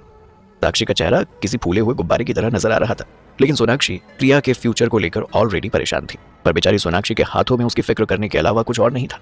सोनाक्षी बार बार यही सोच रही थी कि अगर साक्षी ने फिर से क्रिया को परेशान किया या फिर उस पर हाथ उठाया तो कौन संभालेगा। सोनाक्षी ने क्रिया की तरफ देखते हुए कहा, अगर तुम इस फिल्म में रही तो वो कोई ना कोई बहाना ढूंढकर फिर से तुम्हें परेशान करेगी। मुझे लगता है कि तुम्हें ये फिल्म नहीं करनी चाहिए, क्योंकि वैसे भी दासी का रोल तुम पर सूट नहीं करता। सोनाक्षी को बार बार यही लग रहा था कि क्रिया फिल्म की शूटिंग करके अपना टाइम वेस्ट कर रही है, क्योंकि उसका असली टैलेंट तो म्यूजिक इंडस्ट्री में है, क्योंकि वो अपनी माँ से भी अच्छे तरीके से वायलिन बजा लेती थी। वायलिन बजाने के साथ साथ क्रिया राइटिंग स्किल्स में भी काफी अच्छी थी। वो बहुत अच्छा लिखती थी और उसने इंग्लिश लिटरेचर में ग्रेजुएशन भी कर रखा था। क्रिया ने बहुत सारी मैगजीन में अपना आर्टिकल छपवाया था और बहुत सारे लोगों को क्रिया के आर्टिकल बहुत पसंद आते थे। और अगर वो ये सब नहीं करें तो भी क्रिया के पास एक ब्रिलियंट माइंड और खूबसूरत चेहरा था। अगर वो कुहू के साथ मिलकर लाइव स्ट्रीमिंग भी करे तो भी बहुत सारा पैसा कमा सकती थी। यहाँ तक कि वो अपने खूबसूरत चेहरे से भी बहुत सारा पैसा कमा सकती थी, पर उसने फिल्म इंडस्ट्री में स्ट्रगल करके पैसा कमाना चाहा। ये सारी बात सुनकर क्रिया ने अपनी दोस्त सोनाक्षी से कहा, मैं अब पीछे नहीं हट सकती, मैंने इस रोल को पाने के लिए बहुत कोशिश की, ये मेरे लिए बहुत इंपॉर्टेंट है, अगर मैंने हार मान ली तो मेरी सारी मेहनत खराब हो जाएगी। फिर क्रिया ने सोनाक्षी की तरफ देखते हुए कहा, क्या तुम चाहती हो कि मैं इस इंडस्ट्री में हमेशा स्टंट डबल का काम करती रहूं? क्रिया ने कभी भी हार नहीं मानने का सोचा था और ना ही वो बुराई के सामने अपना सिर झुकाती। क्रिया बिल्कुल भी अपनी बहन साक्षी के जैसी नहीं थी, जो डर के मारे मैदान छोड़कर चली जाए। आखिर बुराई कितनी ही बड़ी क्यों ना हो, जीत हमेशा सच्चाई की ही होती है। फिर चाहे भले उसकी बहन साक्षी उसकी कितनी भी बड़ी दुश्मन क्यों ना हो, क्रिया हार मानने वाली नहीं थी। सोनाक्षी के काफी देर सोचने के बाद उसे लगा कि क्रिया सच बोल रही है, क्योंकि एक एक्ट्रेस होना एक स्टंट डबल होने से बहुत ज्यादा अच्छा था। सोनाक्षी ने सिर हिलाते हुए कहा, अच्छा ओके, तुम्हें जो पसंद आए तुम वही करो, बस अपना ख्याल रखो। क्रिया ने सोनाक्षी को जवाब देते हुए कहा, हाँ जरूर, आज तो मुझे मौका मिल ही गया साक्षी को तंग करने का, पर आज के बाद कभी ऐसा नहीं होगा। आज के बाद साक्षी की कभी हिम्मत नहीं होगी कि वो मेरे रास्ते में आए। सोनाक्षी ने देखा कि क्रिया का गुस्सा बढ़ता जा रहा है तो उसने अपनी दोस्त को शांत करने की कोशिश की। तभी सोनाक्षी को याद आया कि कार्तिक मित्तल क्रिया के सेट पर आया था। फिर सोनाक्षी उसके बारे में गॉसिप करते हुए क्रिया से कहने लगी, तुम्हें नहीं लगता कि के प्रोडक्शन का प्रेसिडेंट हमारी मदद करने आया था? सोनाक्षी की बातें सुनकर क्रिया घबरा गई। ऐसा लग रहा था जैसे क्रिया शॉक हो गई हो। उसने नासमझी में एक्टिंग करते हुए कहा, सच में मुझे नहीं लगता कि ऐसा कुछ है, हम तो जानते भी नहीं एक दूसरे को, और ना ही उसके पास कोई वजह है जिससे वो मेरी मदद कर सके और साक्षी जैसी बड़ी एक्ट्रेस को तंग करे, right? Kartik red box entertainment company के इन्वेस्टर्स में से एक था, वो साक्षी का बॉस भी था, इसीलिए साक्षी उसकी कंपनी की एक्ट्रेस भी हुई, तो भला क्यों अपनी कंपनी की एक्ट्रेस को ही तंग करेगा? ये सब सुन के सोनाक्षी ने कहा, तुम ठीक कह रही हो, लेकिन कार्तिक मित्तल कितना हैंडसम है यार, मेरा मतलब है कि असल जिंदगी में तो वो और भी ज्यादा हैंडसम और चार्मिंग दिखाई देता है। ये सारी बातें सुनकर क्रिया बहुत खुश हुई। कार्तिक ऐसे किस्म का इंसान था जो हर तरीके में परफेक्ट था। वो एक ऐसा लड़का था जो किसी लड़की का दिल बड़ी आसानी से जीत सकता था। और उससे भी बड़ी बात यह थी कि उसे बहुत अच्छी नॉलेज भी थी। क्रिया को ऐसे समझदार और केयरिंग वाले इंसान बहुत पसंद थे। जैसे ही सोनाक्षी स्टूडियो के बाहर जाने लगी तभी उसे याद आया कि वो क्रिया से क्यों मिलने आई थी। ओह राइट, मैं तो यहाँ तुमसे ये पूछने आई थी कि तुम मुझे बिना बताए मेरे घर से क्यों चली गई थी। क्रिया ने सोनाक्षी की तरफ देखकर शर्माते हुए कहा, मैं जब अपना सामान लेने घर आई थी तब तुम मुझे वहां नहीं दिखी, इसीलिए मैंने अपने सूटकेस लिए और वहां से चली गई। क्रिया की बातें सुनकर सोनाक्षी को ध्यान आया कि वो तो काफी समय से घर के बाहर ही गई नहीं, वो तो अपने बॉयफ्रेंड कुणाल के साथ घर पर ही थी। सोनाक्षी को कुछ समझ नहीं आया तो उसने सोचना बंद कर दिया और क्रिया से कहने लगी, तुम कहाँ रह रही हो? मैं खुद तुम्हारे साथ चलकर देखना चाहती हूँ कि तुम्हारा एरिया सेफ है कि नहीं। क्रिया जैसे ही सोनाक्षी की बातों का जवाब देने आगे बढ़ी तभी किसी ने पीछे से उसको आवाज लगाई, क्रिया। आवाज सुनकर दोनों ने पीछे मुड़कर देखा तो क्रिया के पापा देवांश गिल खड़े थे। सोनाक्षी ने मन में सोचा कि आखिर देवांश गिल यहाँ क्या कर रहा है, क्या इरादा लेकर यहाँ आया होगा, आज क्या बुरा करना चाहता है वो क्रिया का। दोनों दोस्तों ने एक दूसरे की तरफ देखा, फिर सोनाक्षी क्रिया के कान में धीरे से कहने लगी, क्रिया ये तुम्हारे डैड यहाँ क्या कर रहे हैं? क्रिया ने एक नजर घूर के देवांश को देखा और अपनी दोस्त सोनाक्षी से नफरत भरे लहजे में कहने लगी, मैं नहीं जानती इस आदमी को, कौन है ये आदमी? He is not my dad. क्रिया की बातें सुनकर सोनाक्षी ने भी सरकास्टिक तरीके से बोला, ओह राइट, मैं तो भूल ही गई थी कि तुमने इससे अपने पापा मानने से इनकार कर ही दिया है। क्रिया और देवांश ने तो पहले ही अपने सारे रिश्ते तोड़ दिए थे और वो दोनों ही एक दूसरे से कोई नाता भी नहीं रखना चाहते थे। क्रिया ने देवांश को 5 सालों में एक बार भी नहीं देखा था। देवांश भी 5 साल में बहुत बदल गया था। देवांश एक लग्जरी कार रखता था और एक बहुत मोटी चेन भी अपने गले में पहनता था। वो काफी मोटा हो गया था, उसके बाल भी सफेद हो गए थे। देवांश की तो सिर्फ एक ही चीज जो नहीं बदली वो थी उसकी इंडियन जेंटलमैन लुक। थोड़ी देर बाद देवांश उन दोनों के पास आया और मुस्कुराते हुए क्रिया को देखने लगा। उसे देखकर बिल्कुल भी नहीं लग रहा था कि ये वही इंसान है जिसने 5 साल पहले अपनी बेटी क्रिया से सारे रिश्ते तोड़ रखे थे। देवांश ने क्रिया को ऊपर से नीचे तक देखा और बोला, क्रिया तुम लंदन से कब आई और तुम घर क्यों नहीं आई? वो तो तुम्हारी बहन साक्षी ने मुझे बताया कि तुम उसी की फिल्म में काम कर रही हो। देवांश की बातें सुनकर क्रिया हंसते हुए बोली, ओह माय गॉड, कहीं मेरे कानों ने मुझे धोखा तो नहीं दे दिया? आप तो रेड बॉक्स एंटरटेनमेंट कंपनी के मालिक है ना? मिस्टर देवांश गिल, आप यहाँ कैसे? आपकी हिम्मत भी कैसे हुई खुद को मेरा पिता कहने की? देवांश से बातें करते टाइम क्रिया को कुछ समझ नहीं आ रहा था कि देवांश पहले जैसा ही है या फिर वो अच्छा बनने की एक्टिंग कर रहा है या वो सच में बदल गया है। क्यों आया है 5 साल के बाद देवांश क्रिया की जिंदगी में? क्या इन 5 साल? ये सब बातें बोलकर क्रिया ने देवांश को एक टफ लुक देते हुए कहा, अगर कुछ और काम ना हो तो मैं चलती हूँ, गुड बाय। जैसे ही वो दोनों दोस्त वहां से चलने लगी तभी फिर देवांश क्रिया को रोकने की कोशिश करके कहता है, मेरे बारे में ना सही अपने दादाजी के बारे में तो सोचो, उनका तो थोड़ा ख्याल करो, वो मरने के कगार पर है, क्या तुम घर आकर उनसे मिलना नहीं चाहोगे? क्रिया चलते चलते रुक गई। ऐसा लग रहा था जैसे किसी ने क्रिया का दिल पकड़ लिया हो। और फिर अचानक ही क्रिया बड़बड़ाने लगी, दादाजी, क्या दादाजी मरने वाले? क्रिया घबराते हुए देवांश की तरफ देखने लगी और शक भरी निगाहों से उसकी आंखों में झांक कर बोली, व्हाट आर यू सेइंग? क्या हुआ दादाजी को? वो सही तो है ना?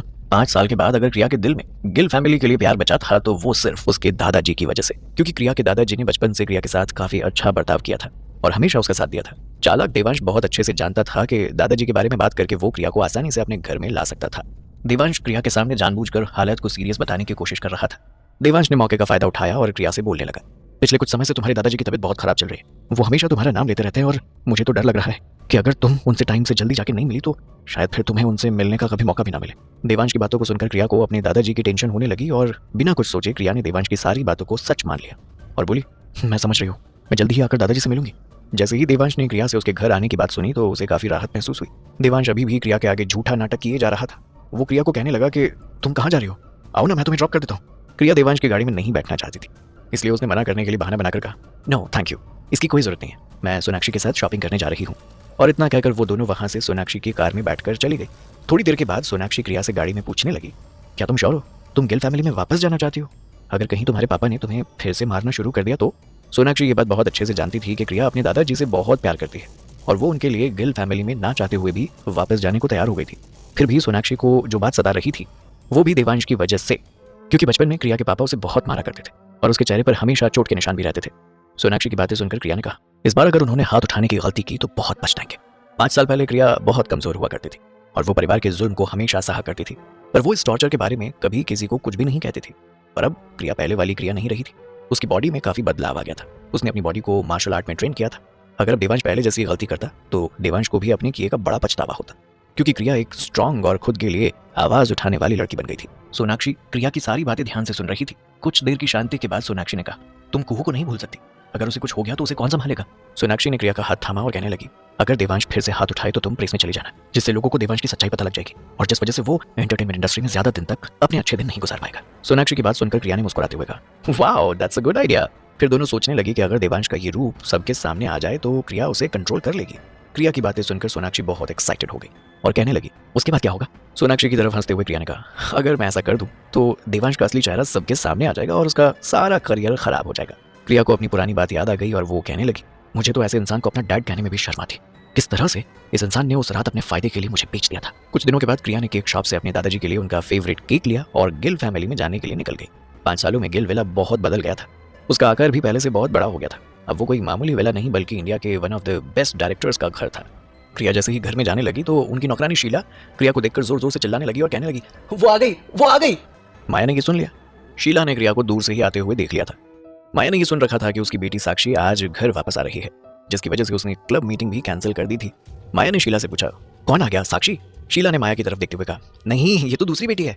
शीला की बात सुनकर माया ने चिल्लाते हुए कहा, मेरी सिर्फ एक ही बेटी है, तुम जानती हो ना। उसकी तेज आवाज लिविंग रूम के बाहर तक जा रही थी, जिसे क्रिया सुन रही थी। शीला माया की दूर की रिश्तेदार थी और बहुत सालों से गिल फैमिली के लिए काम भी कर रही थी। दूसरी तरफ माया, जो अपनी सारी जरूरत के लिए गिल फैमिली पर ही डिपेंडेंट थी। क्रिया जैसे ही घर में आई तो उसने लिविंग रूम में माया को बैठे हुए देखा। वो माया को देखकर बहुत हैरान हो गई कि माया भी पहले से बहुत ज्यादा बदल चुकी थी। माया एक हाई क्लास सोसाइटी की औरत लग रही थी। उसने ऊपर से नीचे तक हीरे जवाहरात पहने हुए थे और एक नौकरानी माया के पास बैठी उसकी सेवा कर रही थी। ये सब देखकर क्रिया ने मन ही मन में सोचा कि 5 साल में कितना कुछ बदल गया था। ये कांच के दिल वाले इंसान खुद को हीरा समझने लगे। जैसे ही माया ने पीछे खड़ी क्रिया को देखा तो माया के सारे एक्सप्रेशन ही बदल गए। फिर माया ने अपने एक्सप्रेशन नॉर्मल करते हुए कहा, क्रिया तुम वहां क्यों खड़ी हो, अंदर आओ। माया की बातें सुनकर क्रिया ने बोला, ओ कम ऑन माया, रहने दो, इतना नाटक मत करो। मैं बाहर खड़ी तुम्हारी सारी बातें सुन रही थी। जब तुम शीला को बोल रही थी कि तुम्हारी सिर्फ एक ही बेटी है, मेरे लिए इतनी परेशानी मत उठाओ। मैं तो बस एक मेहमान बन के आई हूँ, मुझे तो बस अपने दादाजी से मिलना है। माया बचपन से क्रिया से बहुत नफरत करती थी, पर फिर भी माया ने अपना नाटक जारी रखा और कहने लगी, क्रिया बेटा, मैं तो सिर्फ मजाक कर रही थी। ऑफ कोर्स तुम कोई मेहमान थोड़ी हो इस घर में, भला अपने ही घर में कोई मेहमान होता है क्या? माया नाटक करते हुए क्रिया को कहने लगी, तुम नहीं जानती, इतने सालों से तुम घर से दूर थी तो हम सबको तुम्हारी कितनी चिंता होती थी। हर रोज हम तुम्हारे बारे में सोचते थे और इस दिन का इंतजार कर रहे थे कि तुम कब वापस घर आओगी। हम सबने तुम्हें बहुत मिस किया। माया की बातें सुनकर क्रिया ने सरकास्टिक तरीके से कहा, ओह रियली, मुझे क्यों नहीं पता चला कि इतने सारे लोग मेरे बारे में सोच रहे हैं। मन ही मन क्रिया बहुत अच्छे से जानती थी कि माया उनमें से एक है जो कभी नहीं चाहती कि क्रिया अपने घर वापस लौटे। साक्षी की तरह ही उसकी माँ माया भी क्रिया से बहुत नफरत करती थी। उन दोनों माँ बेटी ने बचपन से ही क्रिया को हमेशा अपने रास्ते से हटाने की कोशिश की थी, क्योंकि क्रिया के रहते वो लोग कभी गिल फैमिली पर राज नहीं कर सकते। उसके बाद माया ने सिर हिलाते हुए कहा, हाँ बेटा, मैं सच कह रही हूँ, हम सब तुम्हें रोजाना मिस करते थे। माया ने क्रिया को ऊपर से नीचे की तरफ देखा और उसे नोटिस किया कि क्रिया पहले से बहुत खूबसूरत हो गई थी। वो बहुत स्मार्ट और एलिगेंट दिखाई दे रही थी। माया मन ही मन सोचने लगी कि क्रिया इन 5 सालों में इतनी सुंदर कैसे हो गई। माया बहुत ही चालाक और लालची किस्म की औरत थी। जैसे ही माया ने क्रिया के हाथ में बैग देखा, उसकी आंखें चमक उठी और क्रिया से पूछने लगी, इस बैग में क्या है?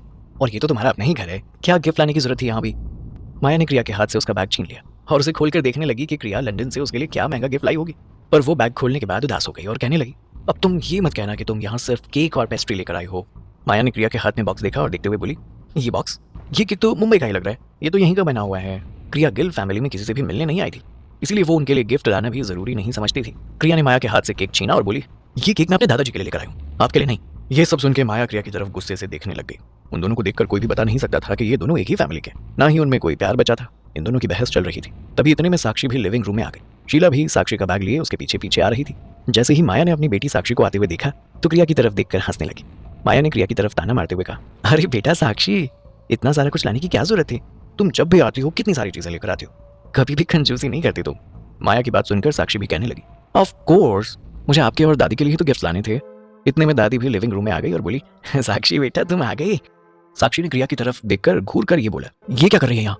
माया नाटक करते हुए बोली, तुम्हारी बहन हम सबसे मिलने आई है, इसलिए मैंने किचन में शेफ को भी बोल दिया है कि वो खाना ज्यादा बनाए।